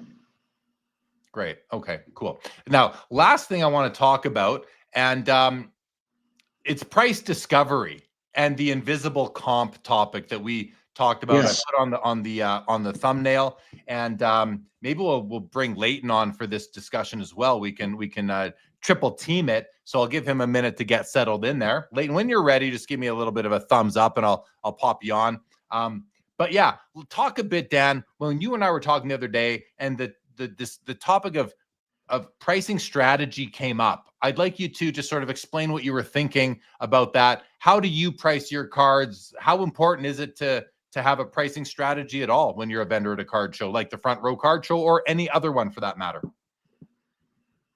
Well, I'm a vendor, so I do have thoughts on strategy, and I've put a lot of thought into it, and I have a lot of experience at it. I've been, a vendor at shows since the late 80s, and I've come to realize that the best thing for me, and this isn't for everybody.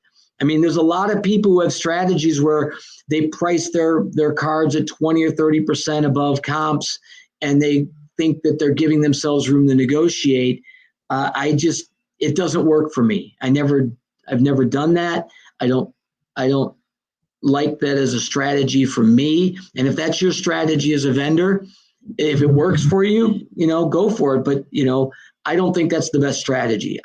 In my experience, the best strategy is to price things extremely competitive. Vintage cards are a little different than modern cards. Certainly if a player is really hot in the season or in the playoffs, potential MVP candidate, I understand you can price it, above comps. I get that. But in my experience, because I'm a vintage card guy, I price things really, really spot on to comps as best I can.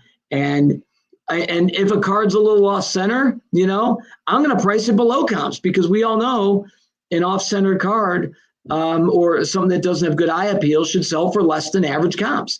And if a card is dead centered or extremely strong eye appeal, it's very fair to charge a little bit more than comps. But under no condition am I going to price a card above what I think its value is.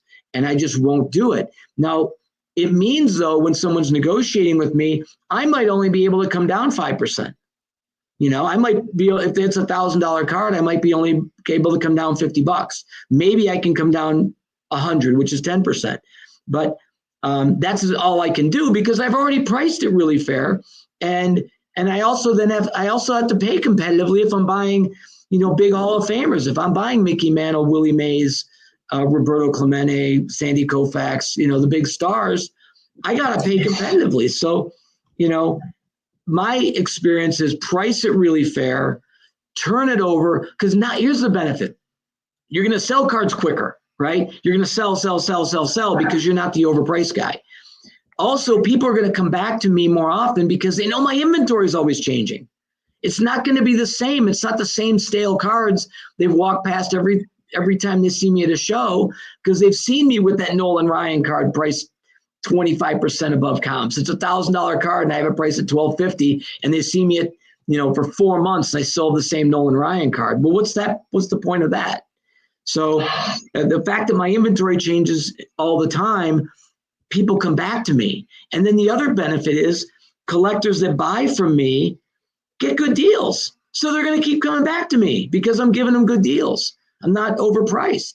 So I think there's a snowball effect there. Absolutely. And one thing that I was thinking of when you were just talking was that, first of all, customers will recognize good prices. Like you just said, you will continue to get repeat business. They recognize when somebody has fair pricing. So that's, it's going to work in your favor. Then you mentioned, you talked about you price at comps or slightly below. And then you went into the discussion about, weak for the grade, strong for the grade, strong eye appeal for the grade, that kind of thing. And when I think of comps, I don't just think of comps by the grade. I think of comps within the grade, strong for the grade. A well-centered PSA 7 has a different set of comps than the average PSA 7 that has a different set of comps from the weak off-centered, uglier PSA 7s, and up and down the grading schedule as well. So, that's how I look at. Do you also do that? And before you answer, let's bring Leighton on so you can join. Leighton, are you good to join now? Yes, he is. Everybody, welcome Leighton to the show. Say hello, guys. Dan, how are you? Hello. Do you guys Jeremy, know each other? how's it going? Good. Do you guys know each other? Leighton, have you met Dan before? I have not, no. No. Okay, I'm surprised, but it might be a West Coast, East Coast thing. Leighton's a big East Coaster. You're more of a West Coaster. So Sounds like a turf war you're trying to drum up, Jeremy. let's do it, right? Hey, you know how it gets here on Sports Saturday night, Sports Guys Live. Yeah, but I'm actually surprised that you guys haven't crossed paths because, I feel like I've known you both for years now.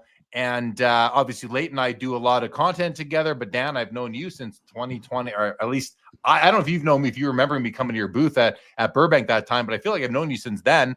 And Yes, you're both vintage guys, and you're both very professional about how you approach both your own hobbying and your businesses. So I'm actually quite honored to make the introduction here Thank today you. between you. You guys need to know each other, I feel like. So there you go. There you go. Leighton, we were talking about pricing strategy. You heard what Dan was talking about. Would you like to chime in with some of your thoughts and what was going through your mind when he was explaining how he approaches things? Well, I mean, I think, Dan, you gave a great explanation. It's certainly much more complex, right, than just trying to work off of comps. And, one of the hardest things that I find that I contend with, probably because I love the card so much, is, similar to both what you guys were saying. Oh, was that me? Oh, No, go ahead. I'll fix it. Okay. And, oftentimes, and I do understand this, like I can appreciate as a collector, right? I remember, being a scrappy kid trying to do whatever angle I could do or come up with for a trade or a cash trade to get the card I wanted. So, folks commonly, and I'm sure you could find this, Dan, come to you and say, I see a comp for this, whatever, it doesn't matter what the card is. And it's actually, 25% lower than what you're charging. Totally can appreciate that. The thing is, it's not the same card. And they're like, well, it's the same grade. And then you have to go into the whole spiel. And what I find is the more sophisticated the collector, the more willing they're at least to have a discussion about the disparity in the value. It doesn't mean they'll buy the card, but they'll at least have a discussion. But I do agree with you, Dan. You also want to leave people with a good taste in their mouth as if they're getting a deal. So what I find is the earlier you go back, right? So like pre-war versus 50s, I'm a lot more amenable to give you, let's say, the deal you're looking for or come to an agreement, let's say in a 50s card. But if I can't replace them just making it up, like a high-end Cobb red, background in a 2, which maybe I do have a super high price on, to get to Jeremy's point now, I don't just look at the 2 price. I look what it costs to get. Let's just say it has an X-Mint front, but there's a problem on the back that makes it a 2. I look at what an X-Mint card might cost me, a really nice card that's a 6-ish card. And so if the disparity is huge, yes, I have to place a higher premium on that too. But, it becomes a difficult conversation at a card show or a convention where, someone's just clearly trying to use these black and white comps. And I do think it's more complex, similar to the way you guys are trying to allude to, that the centering, the eye appeal, and all that good stuff makes a difference. Any reply to that, Dan? Well, that's the nature of the hobby. Certainly, if you're a dealer buying and selling, you have to be mindful of the how difficult it might be to replace that card. So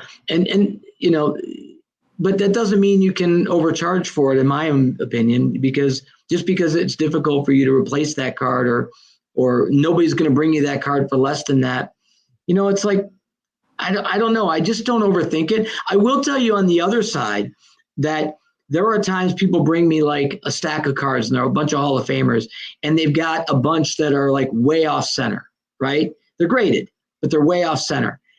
I'll sometimes just pull those aside if I understand where the conversation is going to go, and I'll say I'm not interested in these because I know they're going to be looking at comps for what a 7 sells for or a 6. And I guess it's way off center. It's probably not a 7. But let's say it's a 5, but it's way off center. And they might say this card's worth $500. And and I know for a fact that that's going to sell for, a significant amount below the average comp because it's so off center. I just don't want to offend that person with what they're going to perceive as a low ball offer. So I'll just say, let's just set that one aside, and I'll just focus on these that are average cards or better is what I try to pick up if when I'm buying, because I don't want to offend somebody with what they think is a low ball offer. It's you gotta be very respectful of the collector that's bringing you cards. I completely hear what you're saying. Don't even ask about them, just because you don't want to run into that. Leighton, do you ever do that as well? Like, just I do, but I was gonna respond with, Dan, it's funny. So I have people, let's just say they bring me 35 cards, and I take out 28 of them, and they're like, "Is something wrong with this mantle?" And I say, "No." They're like, "Why don't you want it?" So I try to answer them honestly. And one of two things happens. They either really appreciate me being candid and saying they understand that I'm going to value it less than a standard, whatever the 5 grade that we're using in this case. Or they're like, "You know what? Can you do me a favor? Could you let me know what you value at, what you would offer?" And I got to be honest, usually when they ask that, Dan, they almost always sell it because they know. So I don't disagree with what you're suggesting. I think it's a fine line, right? You also don't want to turn away business and have another dealer buy the cards. So you're right. You always try to feel it out. Are you going to waste the time? Are you going to offend the other person? These are all really important aspects of the transaction, and you never know what's going to happen. Leighton, do you also approach shows with, like, as far as pricing your cards? Because that's what kind of we were talking about at the beginning of this thread was, how are we pricing our cards to maximize? Like, listen, I think it depends what kind of a dealer you are at a card show. If you are running a business like you are, and like, well, Dan runs it very business-like. He prices competitively because he wants his inventory to turn over. I think that's a great strategy. Inventory turnover is so important. Stale inventory is the worst. I hate seeing the same stuff at the same vendors' booths month after month after month at my local show here. It's unbelievable that these guys bring the same stuff every single time to me. But and that's a whole other issue. But do you have a pricing strategy, Leighton? Like, I think some dealers they don't care about comps. They say they just work with margin. I add 25% to everything, or 40 or 20 or 10 or 15, whatever it is. I think some people might just operate strictly on margins. And if the price works, it works. If it doesn't, it doesn't. I think other people might try to price based on recent comps, and you're going to lose money sometimes, you're going to make money sometimes. Where are you at, Leighton? Do you have a strategy for this? Yeah, it's like a peanut butter and jelly sandwich. It's very complicated, right? It comes all together. It's like all messy and stuff. Thanks for laughing. The point is, it's complex. So I guess the best way I could say it is, the more vanilla a card is, the more not great eye appeal it is for the grade. Absolutely, I try to stay within a comp because, to be fair to the person pricing it here, doesn't matter if you're a dealer, a collector, etc. I think that's an easy card to comp.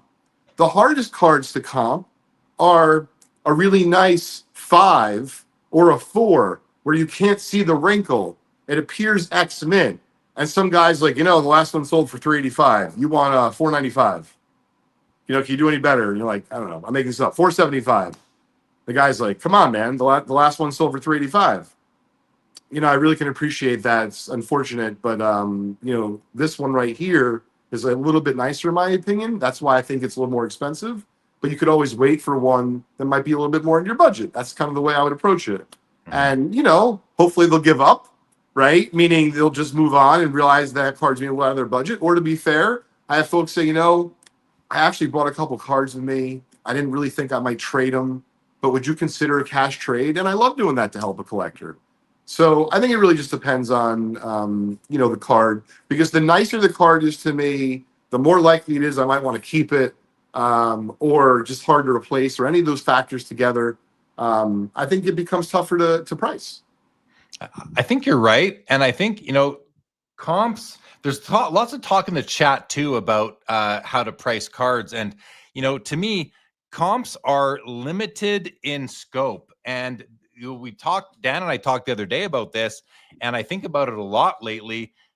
There are a ton of transactions that go undetected in this hobby, the invisible comp set, which is a whole other thing. So just because a comp says one thing doesn't mean that that's that's the price. That is simply the public comp record. It's what repackers need to survive, and maybe pure flippers need to survive, but sophisticated, experienced collectors, dealers, I don't think that we need comps to survive with every, now they, for like, I think you said it maybe a bit yourself there, Leighton, the more commoditized a card is, the more that we will rely on comps. If it is a commodity card, they're selling a dozen a day on public record. Yeah, you're silly not to consider comps, but on a card that is rare or that is really nice for the grade or weak for the grade for that matter, the comps aren't as important to me, and they don't reflect the whole market.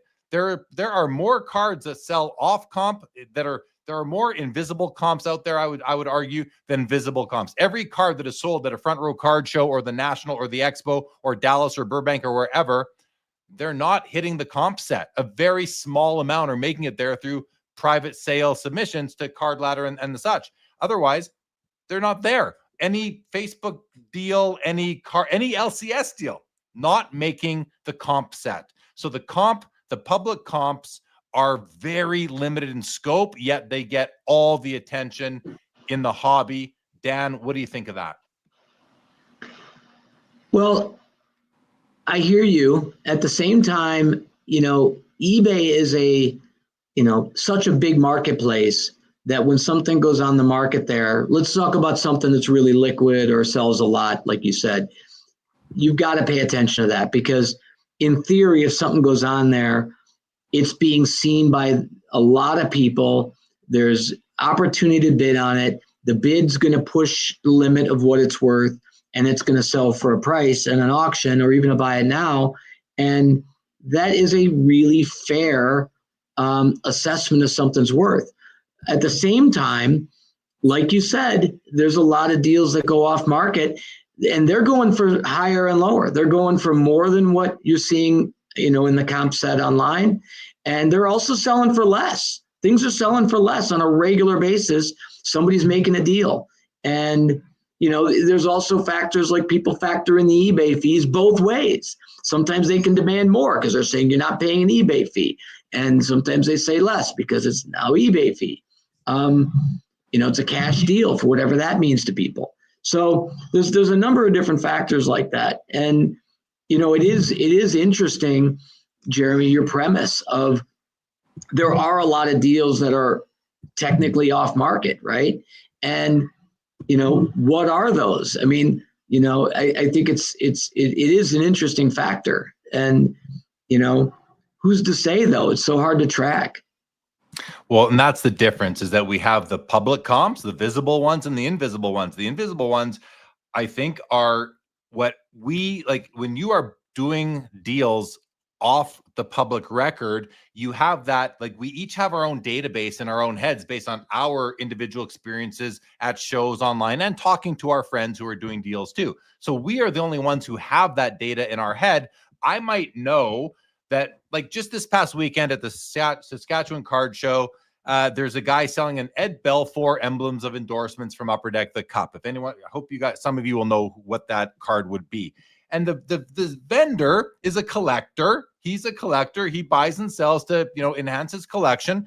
And he didn't want to sell the card. He turned down the price that he quoted someone earlier, Sam, who was on with me on Thursday, because he was too attached. I said, I actually respect that. I like that he didn't want to sell the card because he loved it. Now, the card he was asking, like, well more than what a person who lives by the public comps would think it should sell for. And he didn't care. I don't care what comps say. This is my card. If you want it, you're going to have to pay my price. I don't think there's anything wrong with that. We always say a card is only worth what someone will pay for it. Okay, sure. But a card is also only worth what someone will let it go for. So maybe it's somewhere in between. So I think comps serve a purpose, and they're important on liquid cards, like very commoditized cards. But for cards that are rare, short printed, maybe have a really nice patch, so they're nice copy for the card or nice for the grade, comps can go out the window in that case, I think, because Otherwise, you're just not going to sell the card. So cards aren't just worth what people are willing to pay and what public records say. They're also sometimes worth what someone's willing to let it go for. I know it's tougher to get there, but Leighton, what are your thoughts on Dan's and my comments? I mean, I agree with both of you gentlemen. One of the things that I would encourage a dealer to do, and then on the flip side, a collector to do. So at our company, Just Collect, recently we've been trying to, of course, we've been doing this in recent years, but I've been fortunate to be able to go back almost like a decade and find our private sales data. So it's so funny that you bring that up, because to me, and just to be clear, I agree with Dan. I think that there's tons of transactions happening, but they're not all happening for more. Some are happening for less. But I think it goes back to what you were saying, Jeremy. The more vanilla / commoditized a card is, I don't care so much like what a $150 card sells for at a card show, because the comp is known publicly. If it's a beautiful example, and even if it gets $200, I don't think it makes that big of a deal. But on the more expensive cards, as you start to climb the ladder, no pun intended for Card Ladder, I think it's really nice to have data at Card Ladder. It's really nice to have data at VCP, and there's probably some other data sources out there as well. But I think that your own, both as a dealer and then I was going to turn into a collector, even if you only buy 10 cards a year at a convention, do yourself a favor. Keep track of it, because in 10 years, that's 100 cards. And I'm not suggesting you're going to start your own Card Ladder or VCP, but what I'm saying is that's going to give you nice guidance, one, in terms of your profitability or loss on those cards, but then two, like how you've been doing with these purchases privately versus, hey, maybe you should keep track of the 100 cards you're purchasing on eBay or in auction houses, so on and so forth. Yeah, absolutely. Dan, any response? Yeah, it's again, we don't know. I don't know what even the guy next to me is doing, I lose money on cards all the time, so I sell things. I don't, going back to what you said before, I don't have like a fixed rule. I'll sell things for X percent over what I paid for it. If somebody comes over to me and I got a card price at $1,000 and they sell me the last 3 comps are $850 or $900. I'm going to do what you guys both referenced, and I'm going to say, look, let's look those up. And with technology these days, you can actually look at the image of that card and you can say, okay, well, the last 2 or 3 comps, yes, they're lower than what I'm asking, but they're all way off center. So they're not actual comps. They're off centered versions. So they're not comps, but it's, if they show me that the comps have gone down recently, I'll sell it for the lower amount. And I don't know if my neighbor's selling it for more. I don't know that. So until there's a technology that can tell us what's the invisible comps, as you call them, I don't know what we can do about them other than speculate on them. I can see what people are asking. I can do that on eBay too, though. I can look on eBay and see that somebody's asking 20% over the most recent comps, and that's why it's still on there, And I think we all tell the collectors, if a collector says, well, I looked online and that card's worth $2,000 because it's a Bo Jackson with a trademark logo on it. And I'm like, you know what? It doesn't sell for that. You can ask whatever you want. So, but the same thing's true at a show, Jeremy. You walk by someone's table and they're asking way over comps. And maybe it's something because it's got a good story. Maybe it's something because it's really rare. Maybe it's something that they're asking too much because they genuinely don't want to sell it. And the things that I don't want to sell, I'm not going to put them out, because my biggest worry is somebody's going to walk by and see that I'm asking too much. If they look up one comp and it's the one card I don't want to sell, and that's the card they look up, they're going to label me as being overpriced. And I'm like, I don't want to be that guy. So if I got something I don't want to sell, I don't put it out because I don't want someone to think I'm overpriced. Yeah. I hear that I struggle with that myself, because sometimes I want to bring cards to attract more like cards to them. And then if you put a price on it that's super high, you're judged that way. I've judged people that way myself. If you don't have them priced, people walk by your booth because people want to see card price. It's sort of a no-win situation. So I had that conversation the other day with a buddy about how I was going to handle that when I go to the Toronto show. But comps they need to be for cards that are like each other, not all emblems of endorsements out of 15 are going to have the same quality patch. Not all cards in a certain condition are going to be worthy of being comped together. Let's go to a couple comments, guys. Sports Card Market Review says sports cards have more to do with people's position in their finances. Motivated sellers need quick cash. They destroy card values for diamond hands. I think it's a great point that Sports Card Market Review makes. That happens all the time. Somebody needs cash. They will sell a card for less than all of their fellow card bros, that's people that own the same cards, are willing to let theirs go for. And somebody who needs cash quick can devalue a card because they were desperate, not because the card came down in value. Not all comps are created equal. That's a great example of it right now. And that's one of the reasons why I'm glad Sports Card Market comment of the night so far for me, because we don't think about this very often. Not all comps are created equal. Good evening, Jeremy M. Jeff Wills says, no, Jeremy, it's stealing. No, Jeff Wills, it's not stealing. It is not stealing to price a card, I don't think, at what you feel that card is worth. Now, if it's a commodity card, if it is a Topps flagship, if it's a Mike Trout Topps Update PSA 10, and they're all selling for $800 and you have yours for $1,600 and some poor sucker comes and buys it for their grandson for his birthday because you're the first booth that they came up to, that I consider that to be very much a price gouging. But if you are pricing a rare card or a card that is really strong for the grade for way more than comps, that's not stealing, Jeff Wills. It just isn't. It just isn't. Chris C says comps are just a guide, not the gospel. I agree with that. Jeff says, maybe I just have ethics, but I couldn't look at myself in the mirror if I ripped someone off. People have to listen. If you are taking advantage of an uninformed person, that's one thing. But if you're at a card show dealing with somebody who really wants a card for their collection and it's yours and you don't want to sell it unless you get your price, that is not ripping someone off. That is coming to an agreement with a buyer on a card. Jeff Wills also, it's stealing if you knowingly charge more than a card is worth. Who's to say what a card is worth unless it is trading regularly on the public market? Otherwise, who's to say what a card is worth? If everybody lived by kind of what Jeff Wills is saying here, cards would never change prices because you could only sell a comp. Why do prices move? Why? Because people don't respect the last comp always, or they're willing to use their own mind and not outsource judgment as to what they want to pay for a card.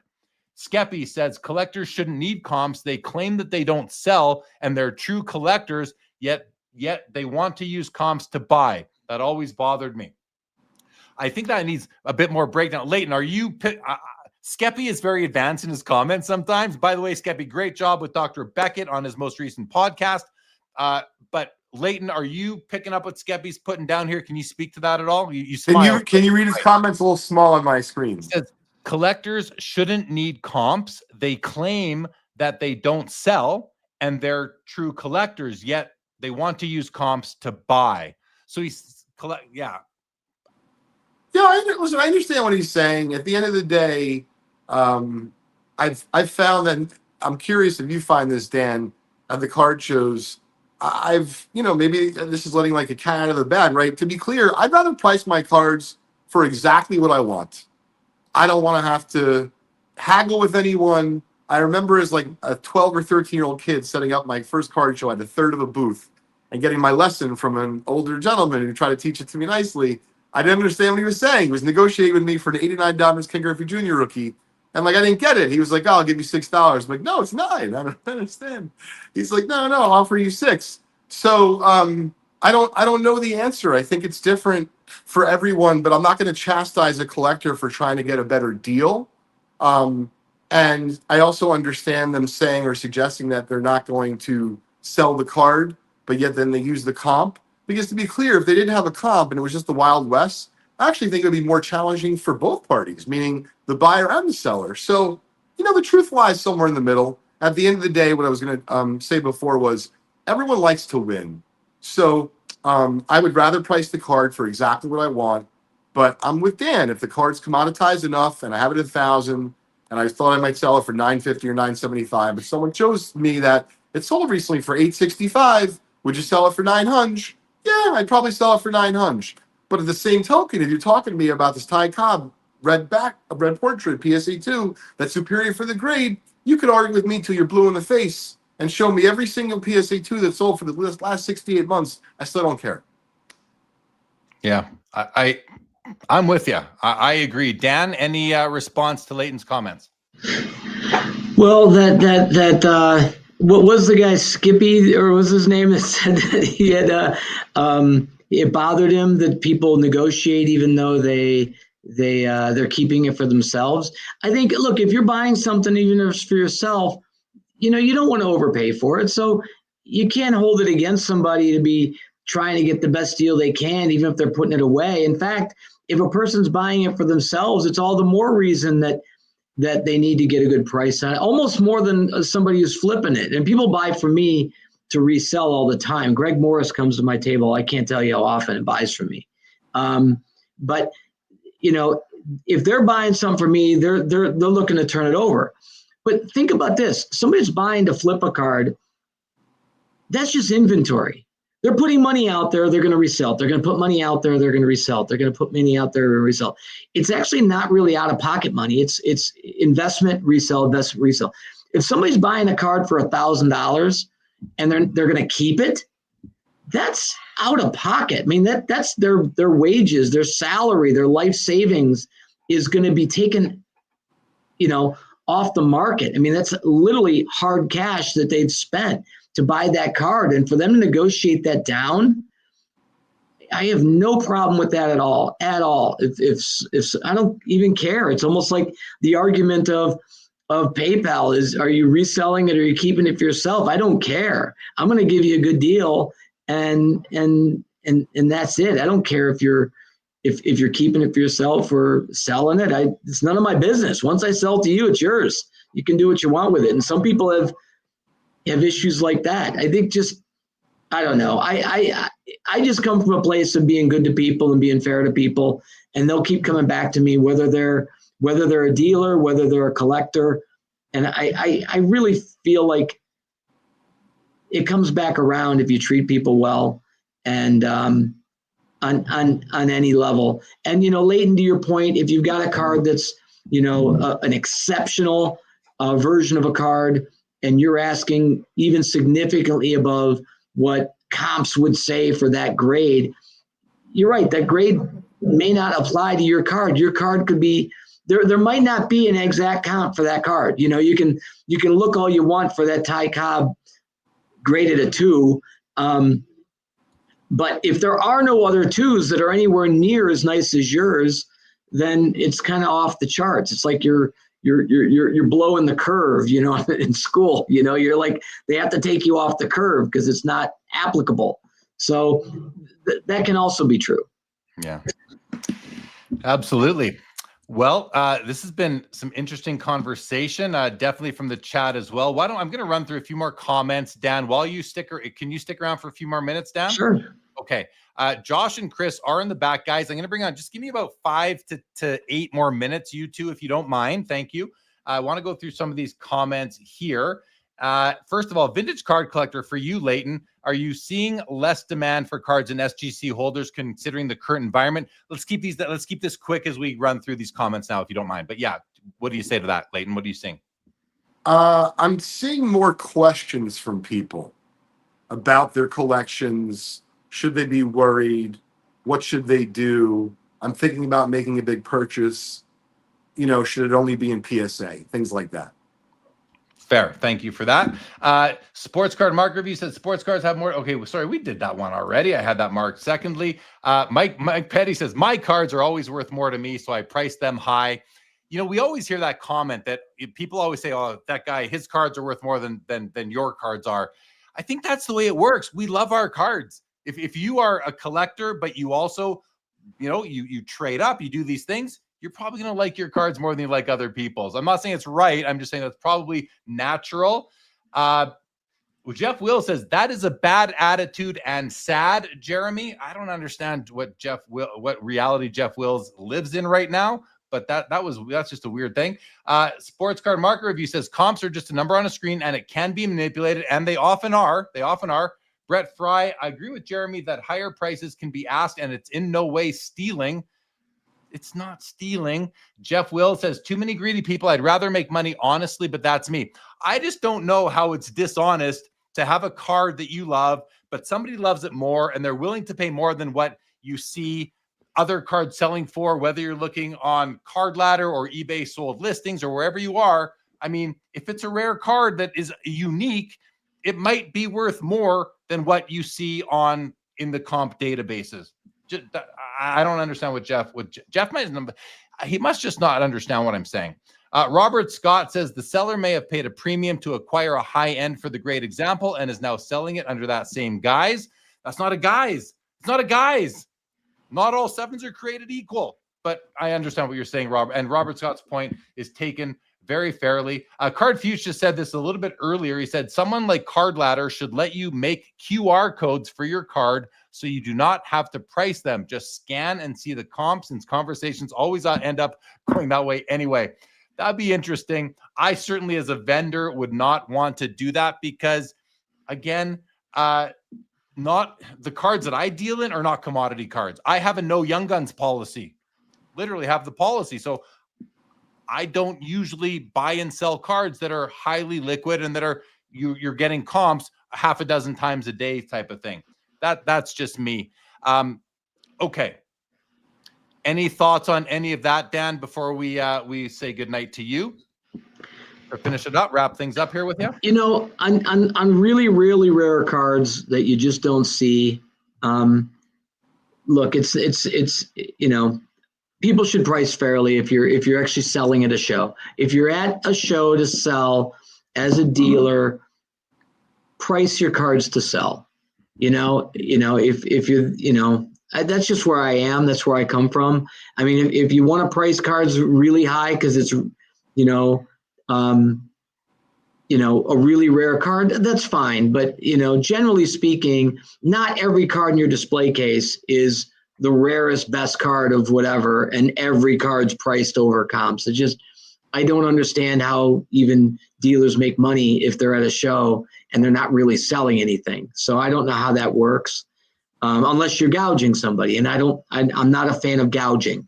I'm clearly not. But if you're talking about a card that's a really super rare card and there aren't comps for it, that's not gouging. But if you're gouging for cards that have a lot of comps out there and they're truly comps, I think dealers should be fair. I agree with that. It comes down to, again, the commoditized card versus the rare, unique examples of other cards. Okay, Dan, thank you for joining. It's been great having you. Appreciate your insights. All the best as you continue to grow the Front Row Card Show brand. You are the biggest show promoter in the United States, I believe, in terms of the amount of shows that you do. So congratulations on that. It's been great to see the growth. It seems like everyone who knows you from the shows here in the chat had nice things to say about dealing with you. So guys, watch out for Dan. He doesn't only do the Front Row Card Show. He's at the Burbank show. He's at the National. Do you do the Dallas show as well, Dan? No, I've been there, but I haven't sold there. All right. Well, thanks for joining. We'll get you back on. Great to see you. Thank you so much, and have a great rest of your evening. Thank you, guys.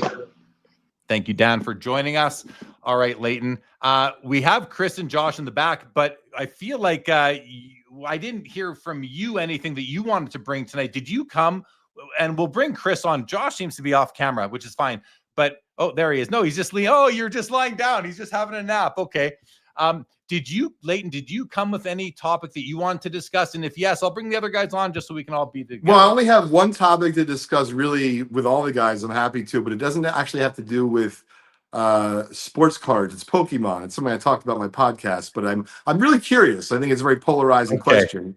Let me bring these guys please. on the screen. And I have to remind you, Leighton, I don't know if you were tuning in earlier, but I had a big Pokemon rant earlier on in the episode. No, I didn't know. I missed it. Like, this is Sports Cards Live, not Pokemon Cards Live, but we'll do it anyway. Let's bring you, guys, I'm bringing. Oh my God, that's so fitting that I brought it up today. Right. Yeah, exactly. Please welcome Chris McGill and Josh Adams back to Sports Cards Live. Gentlemen, welcome.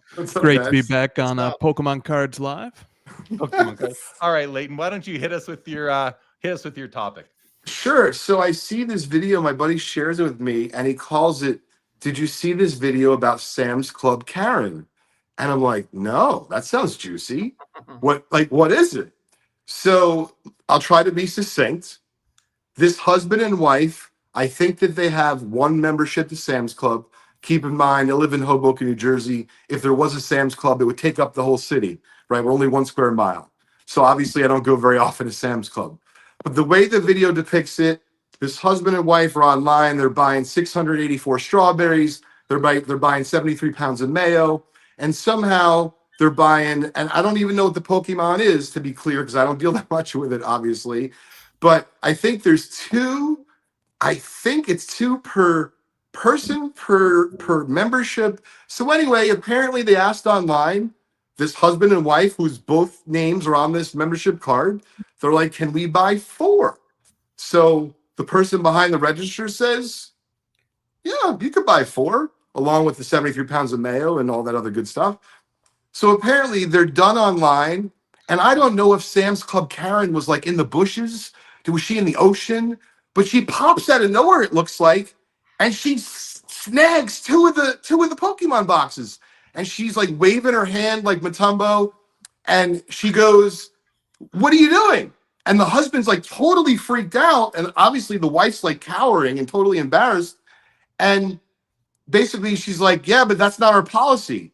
And the guy's like, but I didn't know that. I asked the person at the register. I paid for the goods. And to be clear, you're now stealing from me because I have a receipt that I paid for the not only 73 pounds of mayonnaise, 684 strawberries and all that good stuff, but 4 Pokemons and not 2. And so she's chastising him, and they're like basically trying to say they're going to null and void the sale. So my whole question is this: pretend it's not Pokemons, pretend it's sports. Who's right? What would you do? What would you do if you were with your kid? What would you do if you're with your significant other? What would you do if you're with your buddy? I'm just curious because really it got a little bit crazy. And I was just fascinated at how many people were chiming in all sorts of different directions. Oh boy. I'm lucky that I don't buy modern wax, so I will never be in that situation, Pokemon or otherwise. So I don't know what I would do, but like you said, Leighton, they bought it fair and square from the vendor, and they have the receipt, whether Sam's Club or anywhere else, Walmart, Target, Costco, doesn't matter. That's they have legal title to those goods now. No one can take them. So yeah, that Pokemon Karen or whatever she's called can get lost. That's all. That's my only thoughts on that one right there. Chris, Josh, any thoughts on this scenario? That's wild. No, nothing really. Yeah, I just walk away, man. Yeah. I've been to sports games. I used to go to a lot of Dallas Mavericks games. You get some drunk rowdy fans there too, and sometimes I'm one of them. Also, it's just better just walk away. Just walk away. I'll come back to Sam's Club later, present my receipts, deal with some customer relations stuff. But man, if somebody is willing to go to those lengths to interfere with my Pokemon blaster boxes or whatever they are, I don't know what that person's capable of. I'm walking away, folks. Even Bob Boozle is on side. He says, I like the idea of taking Pokemon boxes away from a scalper's cart, but not after they pay. Right. Yeah, exactly. All right. Okay. So lots going on here tonight, guys. Lots of conversation. The chat's been on fire tonight. Leighton, you're welcome to stick around. I know it's late, so I want to also say if you want to go to sleep, you usually don't come up. I'll throw a white flag up when I get all right. A little while ago. Yeah. All right, so I want to go to Chris for a moment and just say, Chris, you've been, and I always do this with Chris. I basically always say, hey, you've been watching the episode. I assume he is because he always does. And I just like to hear some of his thoughts from the earlier discussions that we had. Anything that stuck out to you, Chris? Anything that resonated? Were there any nuggets of value that you heard along the way tonight? And maybe we can build off of that. So pressure's on you, buddy. Yeah, well, the QR code thing came up. I can't speak directly to that. That feature basically exists. You can scan a picture of your slab into Card Letter Sales History, and you'll get all the results that you're looking for. You can either get the results for only that grade. You can get results for all the different grades of the same card. And even if you have a raw card, you can use the scan and the image recognition technology may be able to sync it up to the right sales history too. So I just wanted to throw that out there on the QR code front. I really think we are on the precipice of, and we'll spend the next half decade evolving into, a view of the marketplace that is very much like the one that you have been sketching, Jeremy, which is one where comps just become a data point rather than the end-all be-all. That a comp is a number, it's on a screen, and there's a recognition that a comp can happen in a unique circumstance, that a million things can happen, right? Like it was one of the comments brought up that the comp could have been a desperate seller who needed to liquidate quickly, and all of a sudden a public price gets printed, and it's just not reflective of what market demand would have looked like had they had the liberty to run a 7 or a 10-day auction for the card. So I think there's going to be an increasing awareness of the context sensitivity of comps. I think there's going to be an increasing desire to pull from multiple toolkits to value cards and not strictly look at comps as the beginning, the middle, and the end of a discussion. But instead, I think people are going to begin broadening their understanding of the alternative options that exist. So people will begin saying like, okay, well, the optic gold vinyl of this player is this high, but like, here's a great example. In a recent alt auction, a Shea Gilgeous-Alexander optic gold vinyl 1/1 sold for about 60 grand, and his totally certified black 1/1, also from the rookie year. Both were from the rookie year. Both are 1/1. Well, actually, the certified is, the optical vinyl isn't. There's multiple 1/1s to optic. And anyway, the certified sold for 5 grand. So you had 5 grand versus 60. And I saw some people do recaps of the alt auction, and people discussed the optical vinyl. They didn't even get low enough in the auction results to discuss the totally certified. But these are both rookie. These are both premium brands. These are both 1/1s. And I think that some cards and some comps get really high visibility, and others just don't get that same visibility. And I think the next half decade or so, we're going to enter into a time period where people are going to become more aware of the alternatives. They're going to become more aware of the competing options. They're going to come to respect comps as pieces of historical data, but not end all be all. So that's my take on what you guys were talking about. Yeah, that I'm with you. I think that's where we're going. Josh, what about you? How do you feel like when you're buying a card for your collection? Josh is a collector and he loves great cards. How do you feel about comps, Josh? Do you kind of try to negotiate with them as a quiver, an arrow in your quiver? Do you say to the vendors, well, here's what the card last sold for in 2023, or do you just kind of pay what you have to pay sometimes? How do you approach it? Yeah, I hate when people do that to me, so I don't really do that to sellers. If they have a price and I can afford it, I pay it, and if I think it's reasonable, I'll pay it. I just don't get into the whole, like Chris said, I think the term he used was context sensitivity. I think that's a great term. That a recent sale isn't like the stock market. This isn't the stock market. Like a share of Microsoft sells for 35, you're not going to get it for 48. People think the last comp is, well, then it must sell for more. Like someone in the chat said, oh, well, it sold for less because maybe someone didn't know it was for sale, or ended late, or it sold for less because now it's valued at less. Like that's never a possibility. I noticed when they argue why something went lower, it was always because of the seller's fault, not that maybe the market doesn't accept that price anymore. So yeah. Sorry, go on. No, I thought you were done. You mentioned like this is not the stock market, and you're right. Obviously, one of the big differences between the sports card world and market and the stock market is that in the stock market, the stocks are all fungible. They're all the exact same thing. In the sports card market, these are no, I think I'm getting this straight. These are non-fungible. They are different. Even 2 PSA 10s of a modern card might have minor differences. To me, they're fungible in that case. But when we're talking vintage cards, these are not, like we keep saying over and over again, not all 7s are the same, of course. And when we talk about modern cards with memorabilia and autographs, not all autographs are the same. Not all patches or memorabilia pieces are the same. Some are nicer than others. So it's far from being the stock market, which is one of the limitations that comps has, which is why the astute, experienced, savvy hobbyist will consider comps. I would rather have comps than not have comps at my fingertips.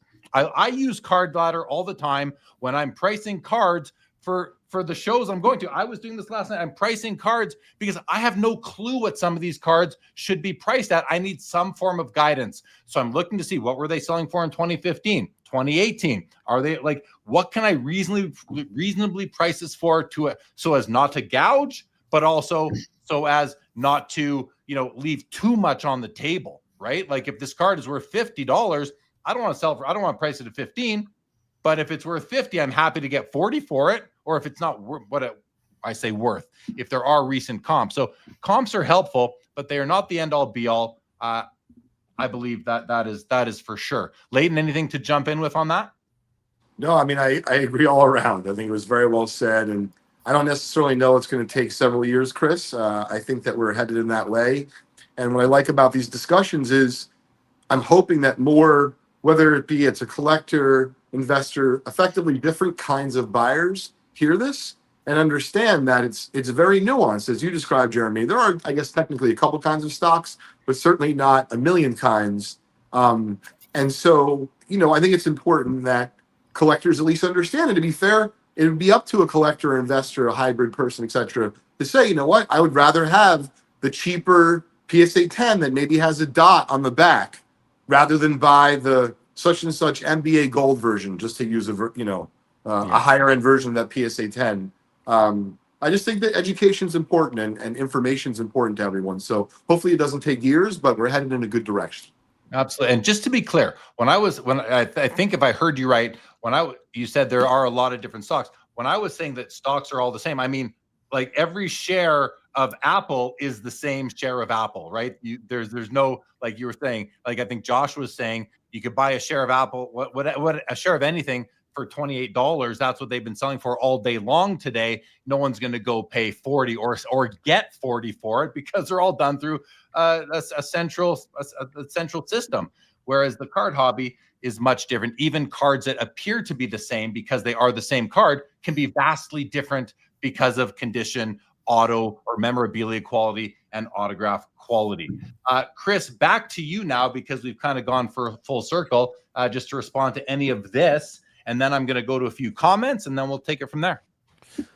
Lots of great perspectives have been shared about buyer psychology. One that I don't know has been shared yet tonight is the idea that sometimes collectors are willing to pay next year's price or the price of 2 years from now because they really want the item, because it's a very rare item that the seller isn't going to part with lightly, and because they know that they're going to own it in a year or two. So they're just sort of paying an advance premium, or they're paying as if they had to wait a year or two. They're sort of paying for the time value of getting it now.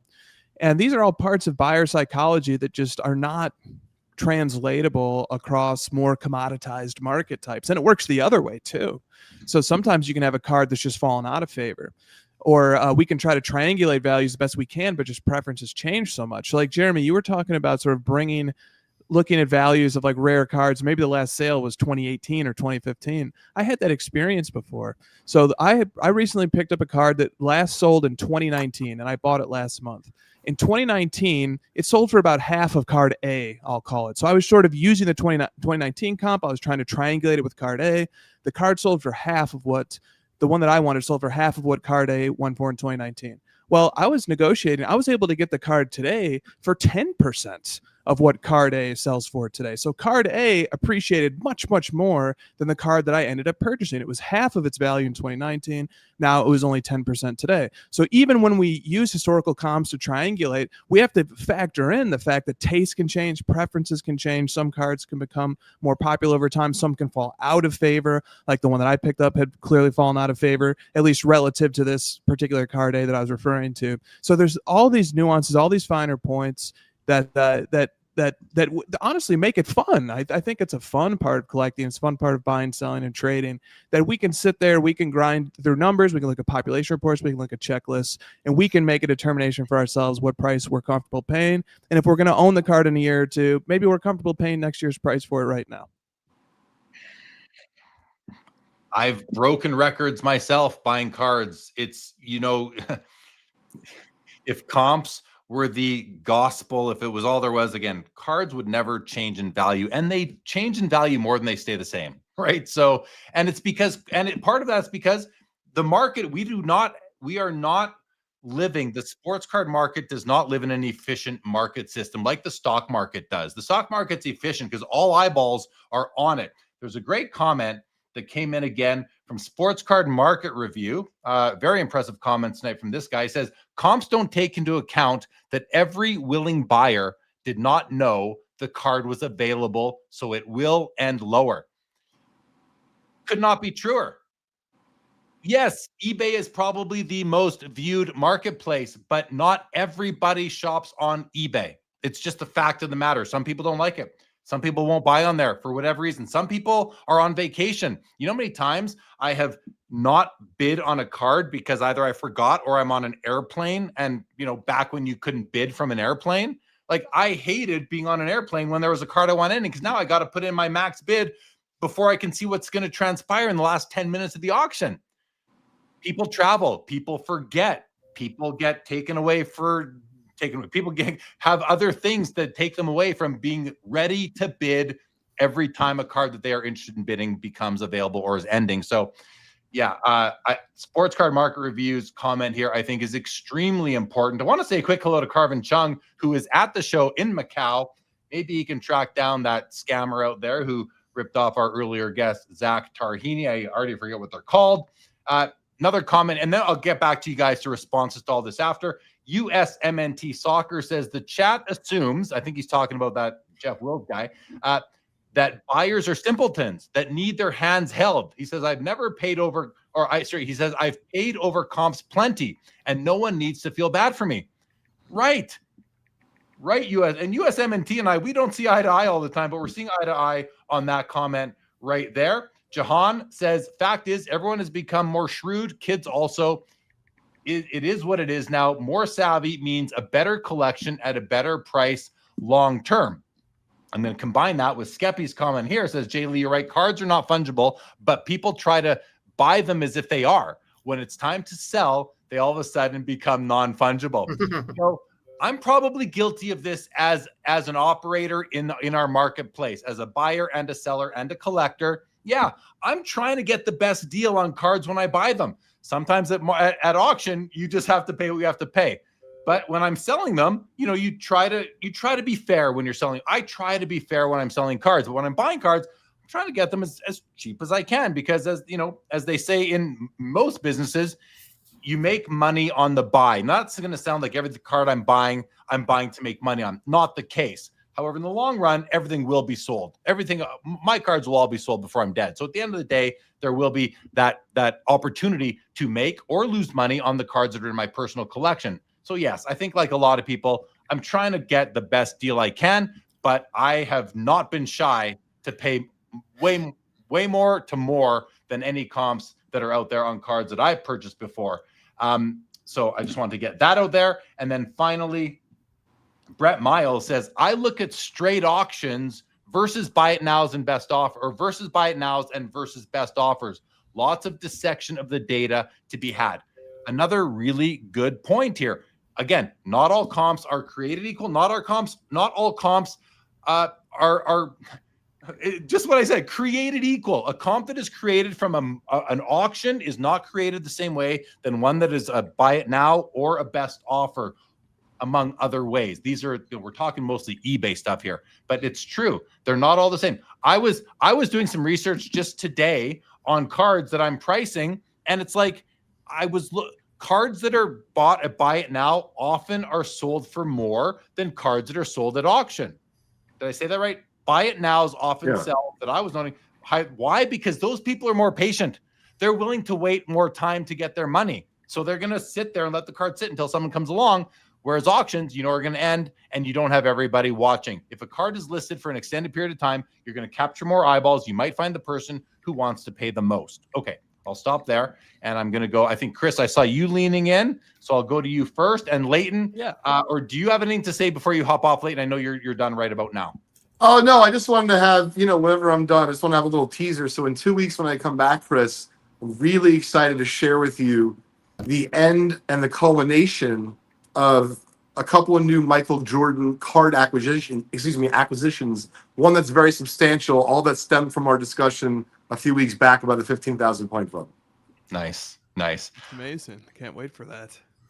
All right, Leighton, thank you for joining. We'll see you in 2 weeks, and we'll talk soon.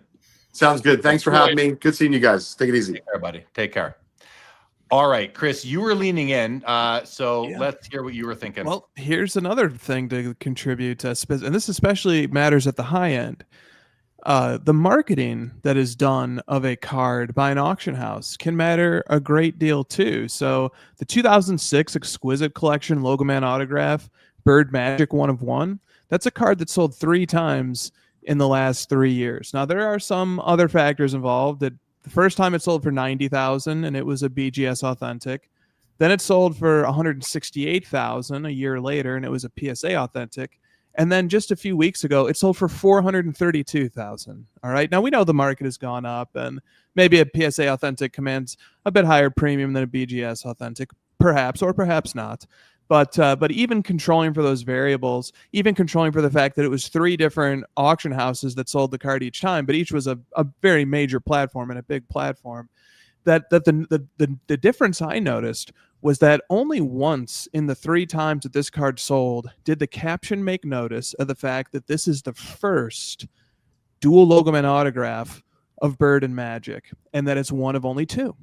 And as a discerning collector myself, that makes a huge difference in how I perceive a card. And so even something as simple as the presentation and the marketing of the card, bringing in a fact, like this is actually the first and only one of 2 dual logoman autographs that has these 2 iconic players together on it, who also share a early Topps card together with Dr. J. For that part of the story to be included in one auction result, I think probably did play a factor in why this card sold for almost 5 times as much as it sold for just 2 years ago.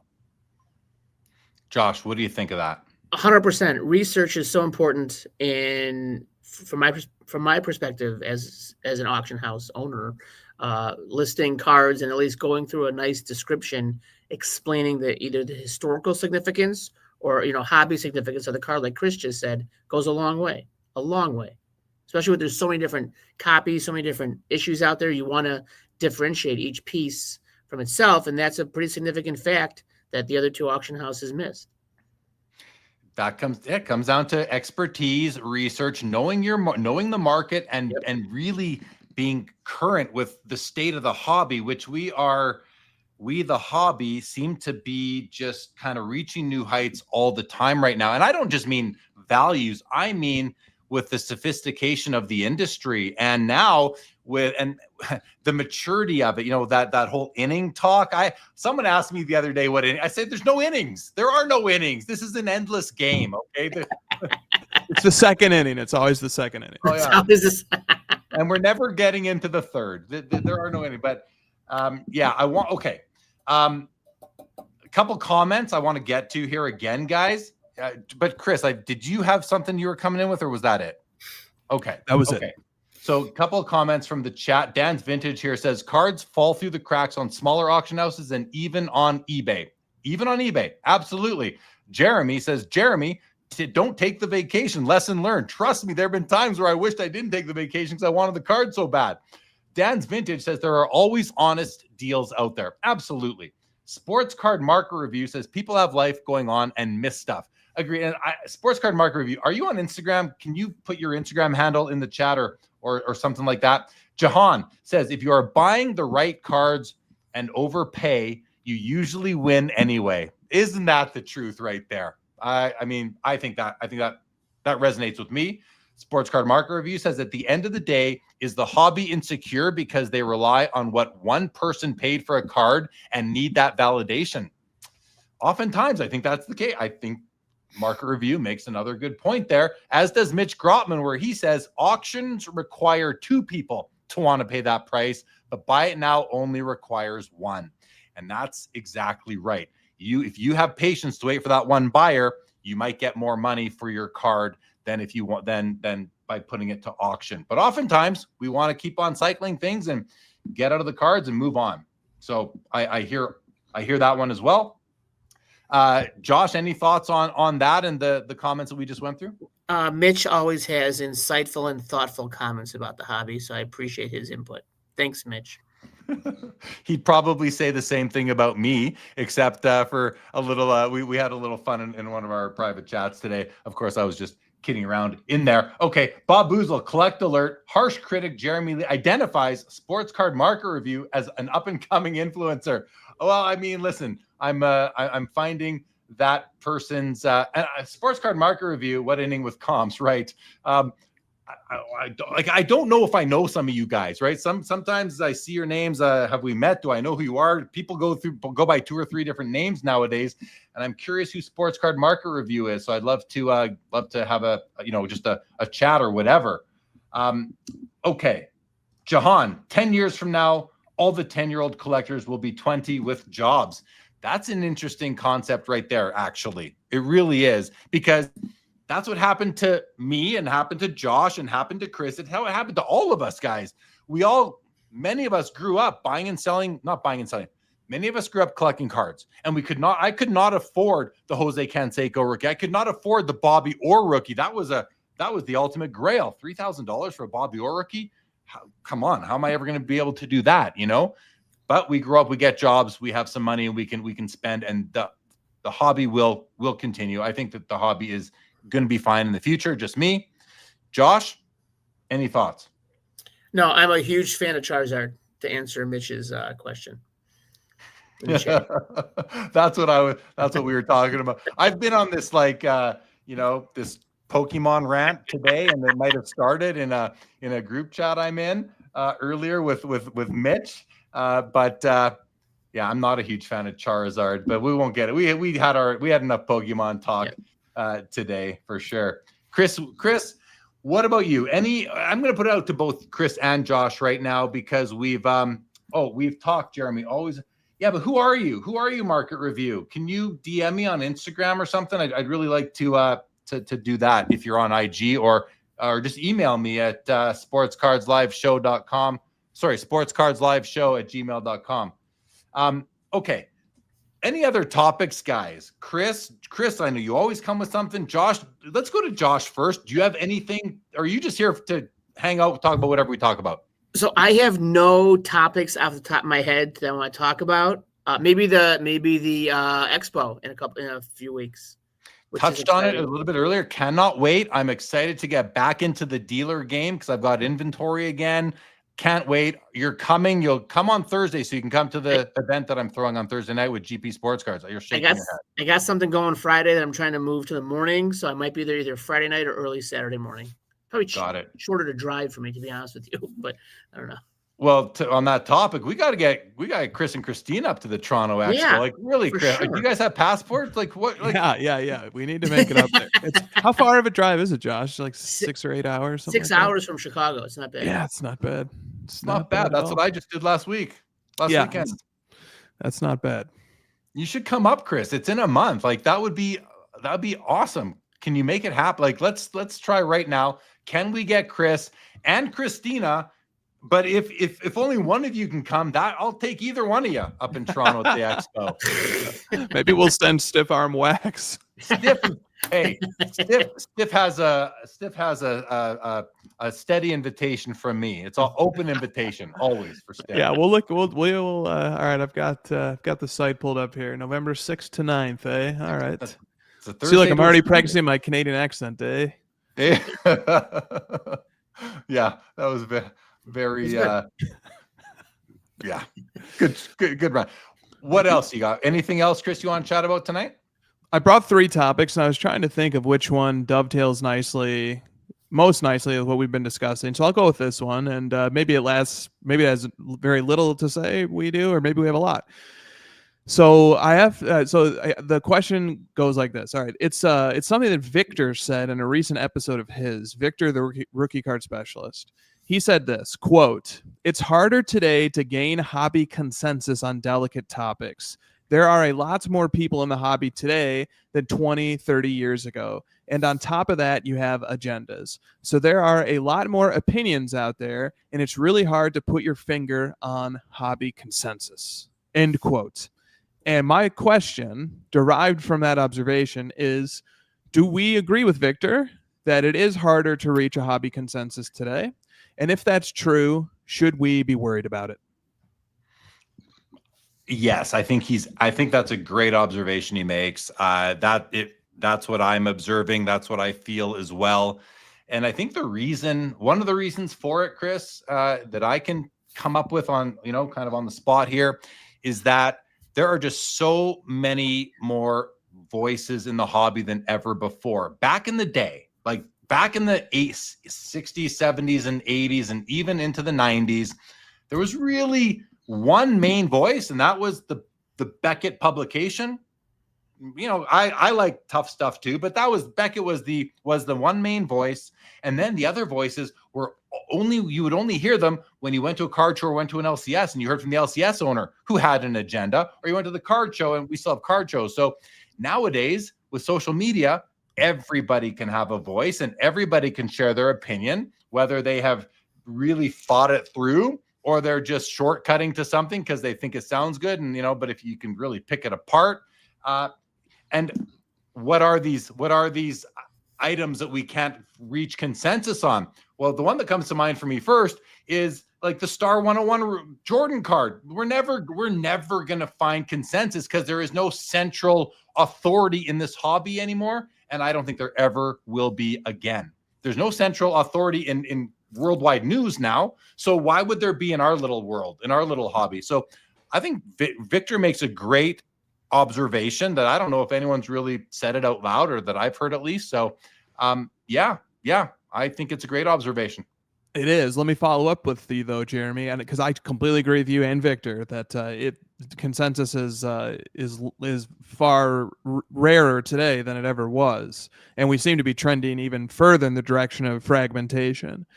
But the question is are you worried about that? Does that pose any problems to you, or are we going to be all right? It doesn't pose any problems for me. That's the beauty of our hobby. If you want to collect, if you want to get your cards graded or you don't, you have the option to do that. If you want to consider the Star 101 the rookie card, and your neighbor wants to consider the 86 Fleer the rookie card, that's okay. Victor might be the last central authority on something because he's the rookie card specialist.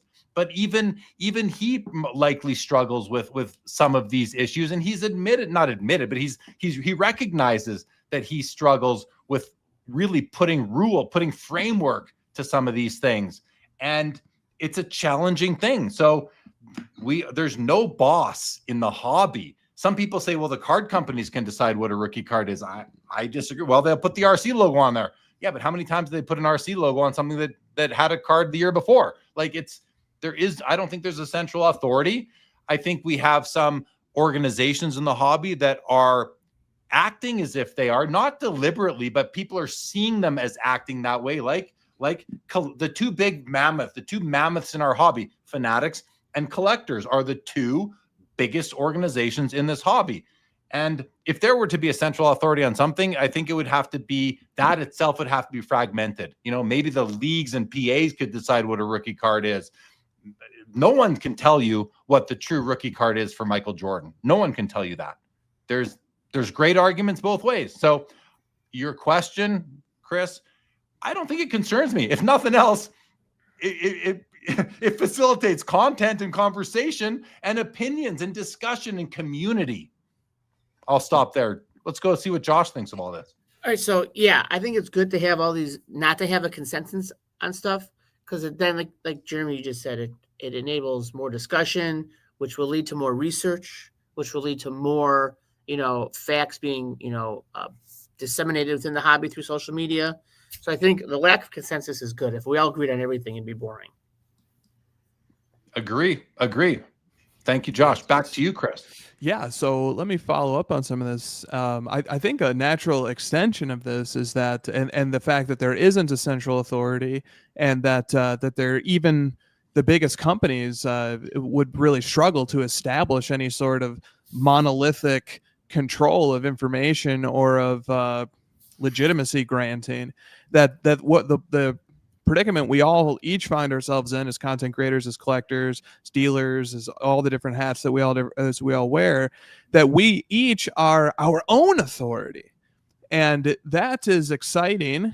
And there's a lot of there's something very invigorating about that, but there's also a great responsibility that falls onto each of our shoulders, because whereas before we could sort of open the Beckett price guide, open the Beckett almanac, open the Beckett editorial pages, and sort of take in this one-way street of insights and opinion making and pricing and information, and that worked well, and we all just sort of could defer to it.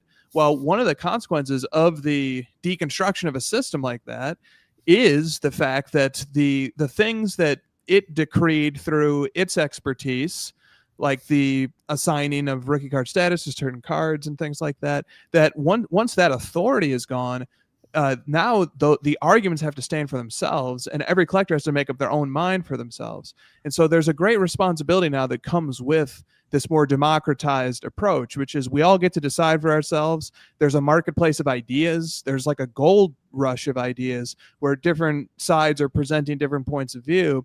And so we can use our own judgment. We can trust the credibility and the argumentation of other people, but we all have to decide for ourselves now. And so that's a big responsibility that we all need to, no matter what hat we wear, we have to step into it and embrace it. It's like Brett says on Stacking Slab, be the CEO of your PC, and I'll add to that, be the CEO of your hobby experience. You are the boss of your hobby experience. You get to decide what cards fit into your collection. You get to decide what content to consume. You get to decide what card shows to go to.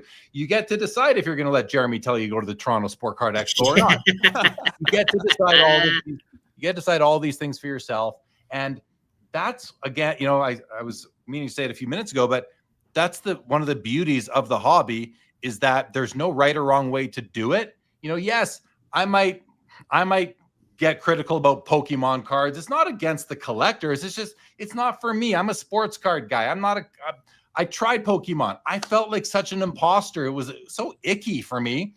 So I stopped. I sold off the Pokemon cards I had, just gone. Anyway, yeah, I think that's a really interesting topic, Chris, and it leads to that.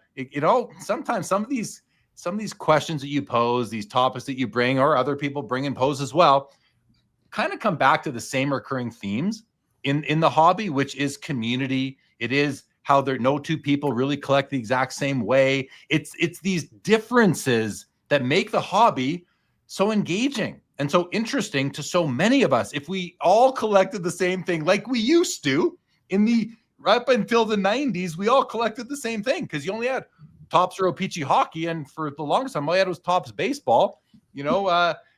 Basketball didn't even have old cards for many years, and then Fleer came out. That was your only choice. Hoops and David Robinson changed the game there. Anyway, you hear what I'm saying. It's these are the things that I think make the hobby really as interesting as it is that there is not consensus, Chris. There are options to everything. Think about the comp discussion that we had and that was being had throughout the course of this show, where a big part of that discussion is the comp the authority?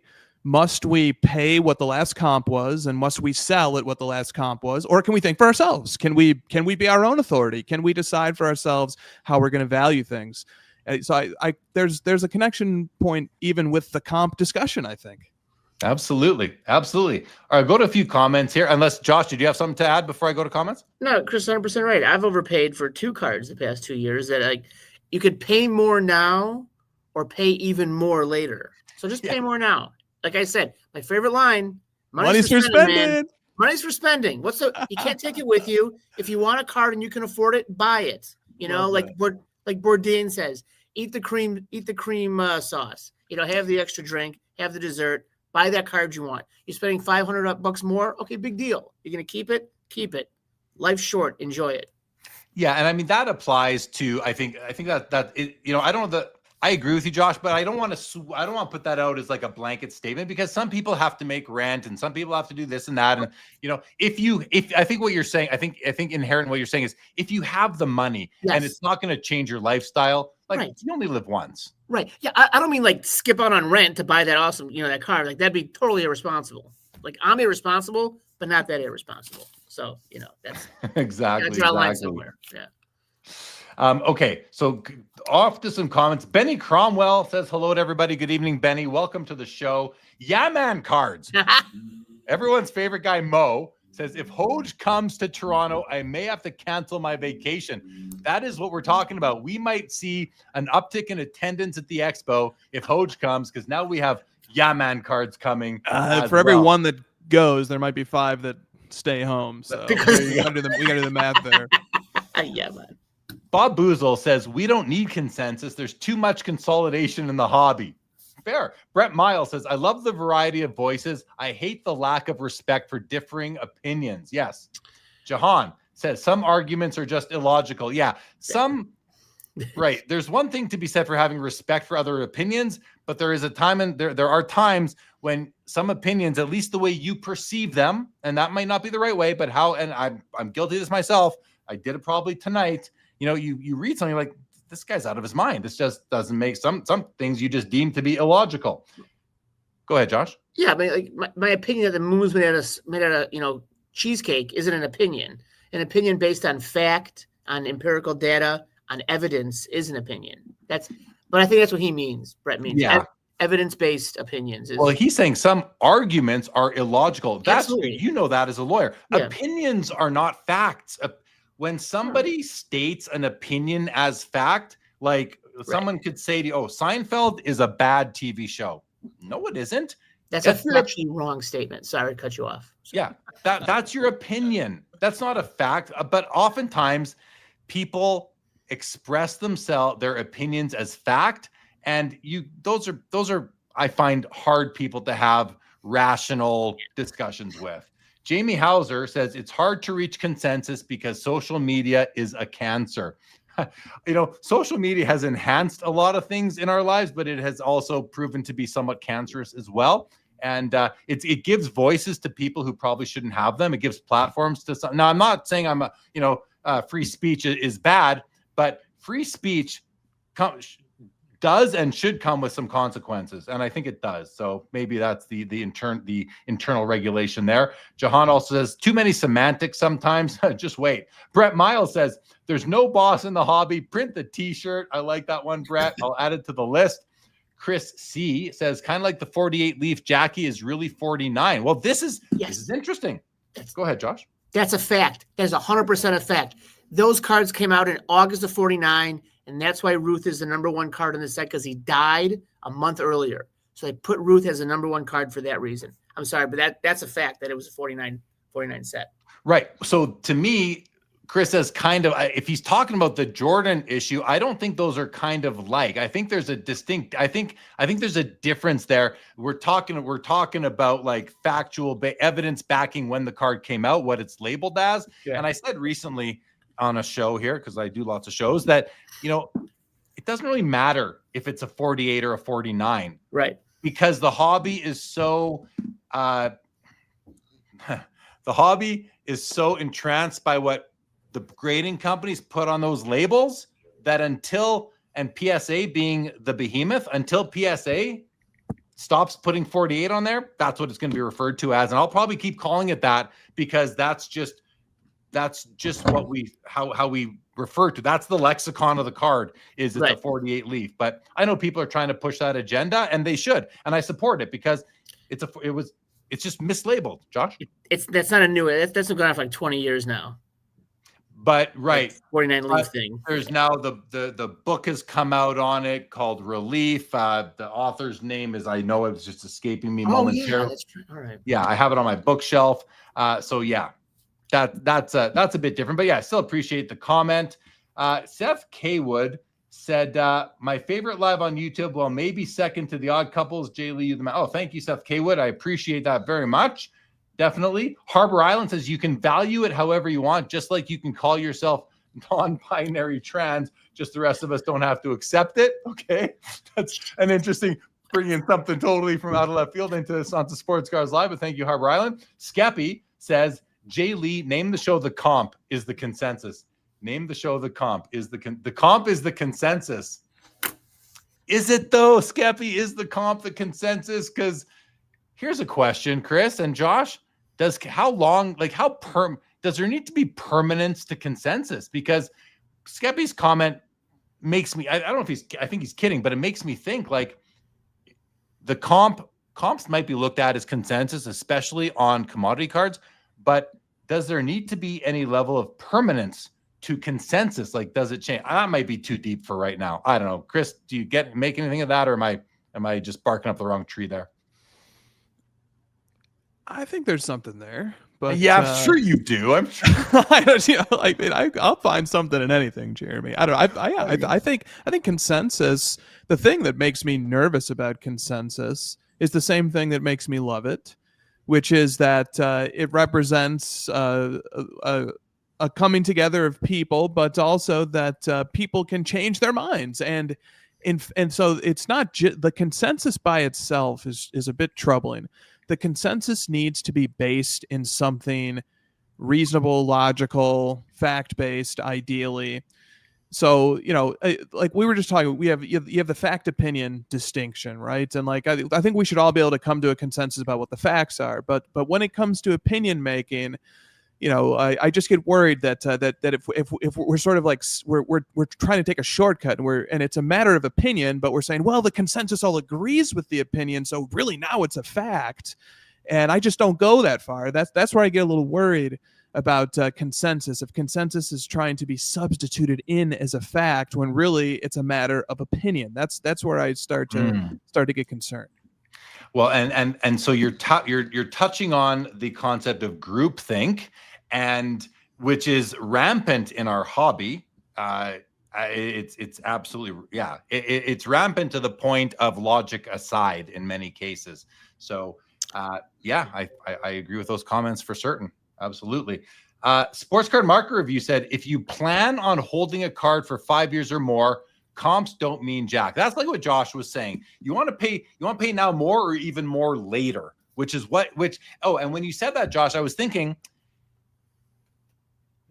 that doesn't apply to all cards, but it certainly applies to the cards that you and me are buying, because I think we're buying, well, I know that you collect in a way that I admire, and I know I like the way I collect. I'm not, when we're talking about the hot rookie of the month, the flavor of the month rookie, this does not apply. That comment does not apply, I don't think, Josh, because you can often buy rookie cards cheaper down the road once the new flavor of the month comes on. But for what you're talking about, Josh, I agree. I collect that way. I think Sports Card Market Review continues to impress me with the comments here. Not impress me, just they resonate with me. Okay, back to you, Josh. Oh, no, I just feel like you're about to talk. Oh, always. Consensus is always changing, right? In every aspect of life. The consensus was that that the sun revolved around the earth for hundreds of years. So consensus changing is a good thing. And in our hobby, consensus is always changing because prices go up and down. So the consensus is this card is important. Now it's not for some things, but obviously for other cards like the 1914 Baltimore News Ruth will always be probably the top 3 best cards in the hobby as Babe Ruth's rookie. One is ending an auction in a couple weeks. Yeah, today Adam Gray put out a reel about the Baltimore News Ruth that is for sale on Heritage, and he did a great reel. Chris, you left a very nice supportive comment on there, and I left a comment that might not have. Well, what it was. It's not that it wasn't supportive. You hate the way that card looks. You hate it so much. I love it. It's just, to me, it's not a card. It's just like, to me, it's hideous. To me, it's hideous. Yeah. So I think, like, to me, the Honus Wagner is a work of art, and that's the work of a toddler. I know you love it, Josh. The photo is fantastic. It's like the sepia photo. It's fantastic. Ruth as a picture, as like an 18-year-old right out of it's not St. a Mary's picture. School. It's not even a picture. It's some grade 3 kid traced out. Great. It's like a paint blot that they traced out. I think I like it better than the Wagner. I like it better than the Wagner. It's got the schedule on back. It is a iconic piece of history that cannot be understated. Oh, that I don't disagree with. I don't disagree that it's an iconic piece of history. Right. Is it pleasant to the eyes? Yes. Absolutely not. No, come on.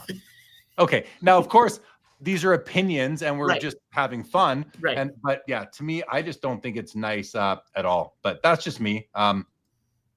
Okay. I forget what took us into that, but that was fun.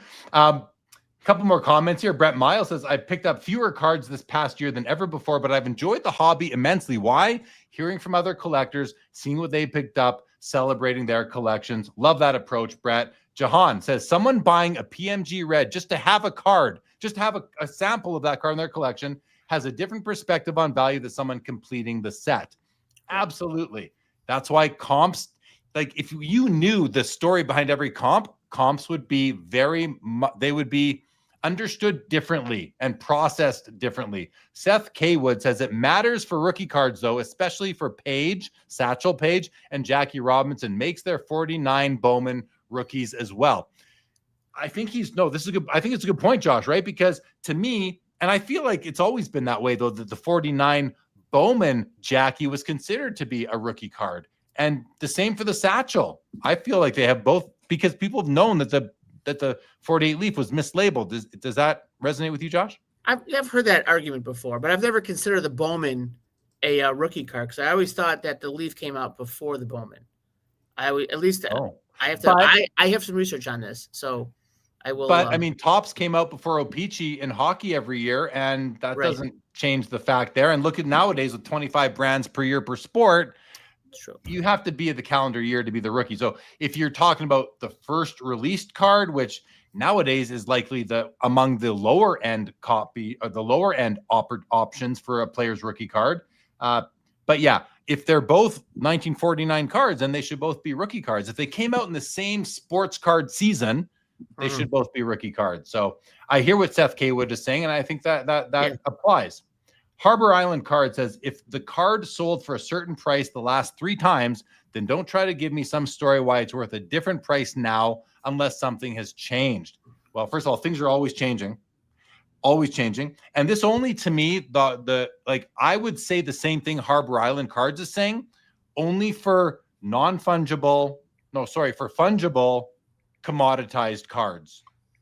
And even like a Jordan 86 Fleer rookie card is not non-fungible. Is not fungible. Like those are different. They're different. Gretzky rookies are different. 52 Topps mantles are different. So you could show me 3 PSA 4 52 Topps mantles that all sold for 40 grand. I'm going to have a good reason to tell you why my copy is worth more or less than 40 grand, because they're just not all the same. So I think Harbor Island's Cards comment is restricted to almost like the ultra modern era. Dan's Vintage says 5-year-old comps are sometimes the only thing you have with pre-war vintage. How about 10-year-old or 15-year-old comps even sometimes? Go ahead, Josh. Fireside Tobacco. One hasn't sold in 15 years, I think. They don't sell. Lennox backs for like Cy Young. One just popped up on eBay on Instagram today, and one hasn't sold in over 15 years. There you go. Yep. All right.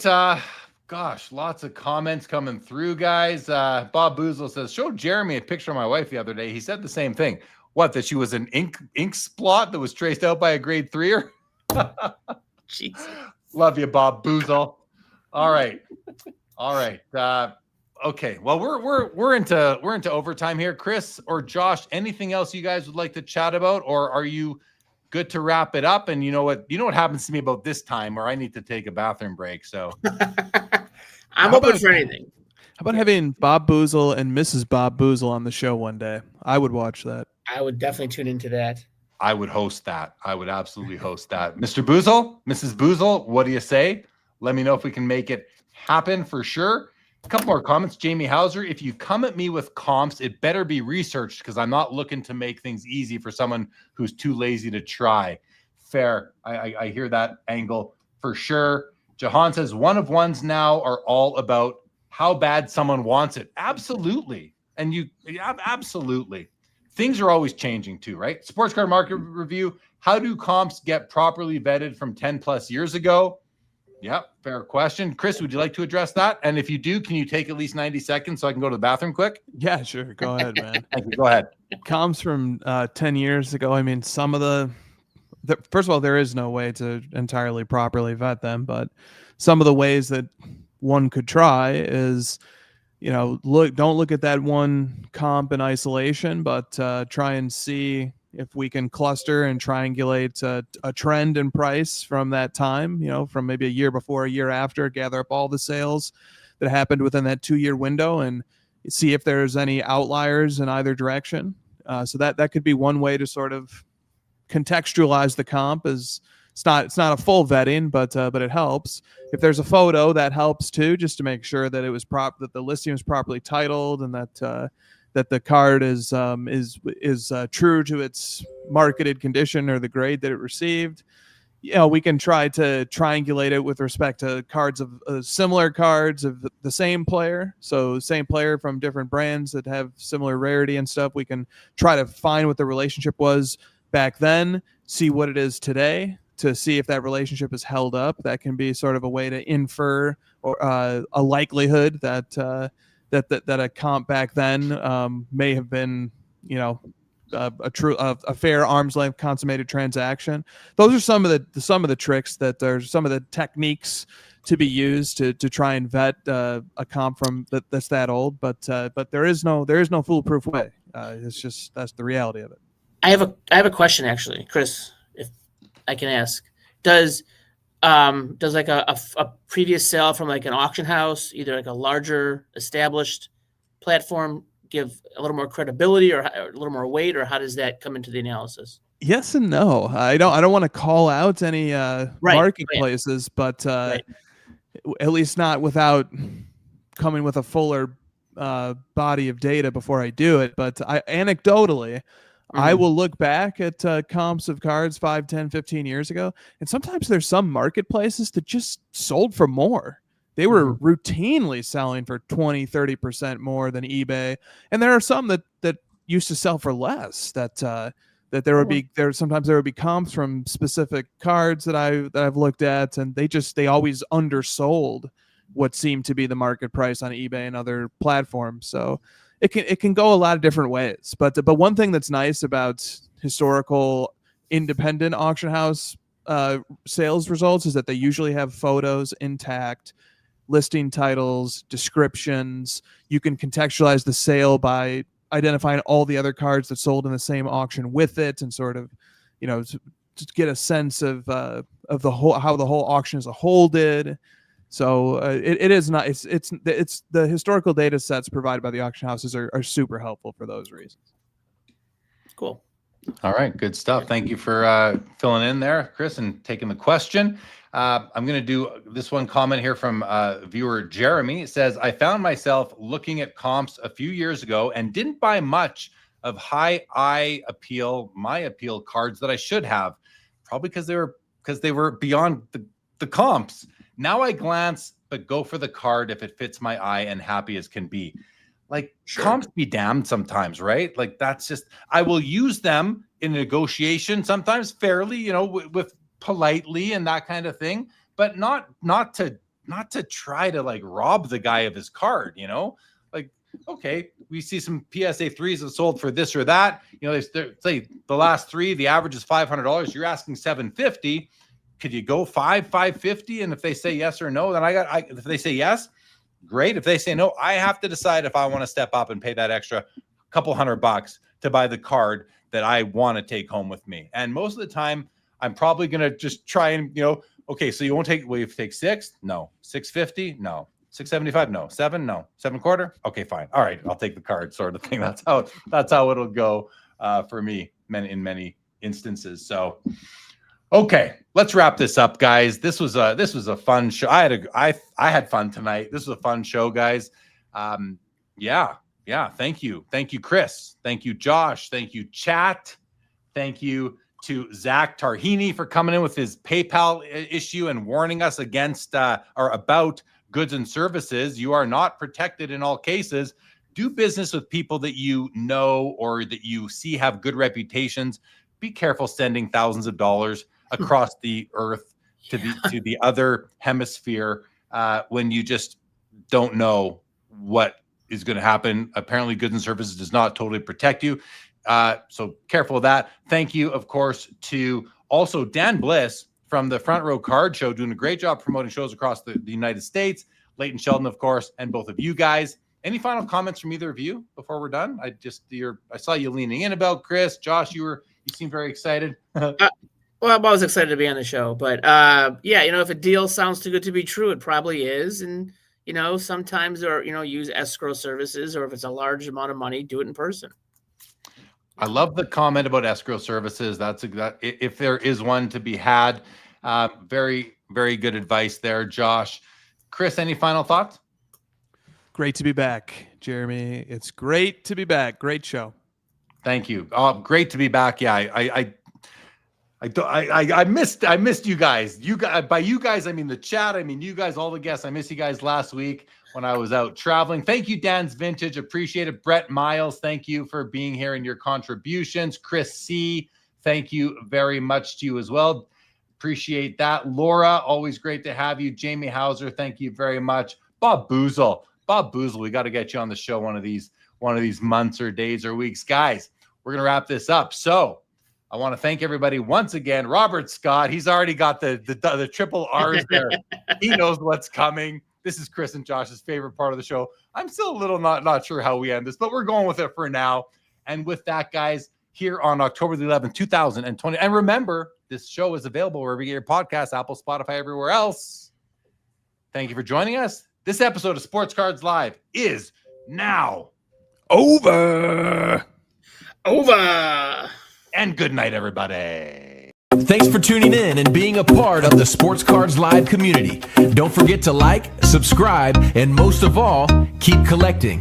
More great content to come. Sports Cards is a lifestyle.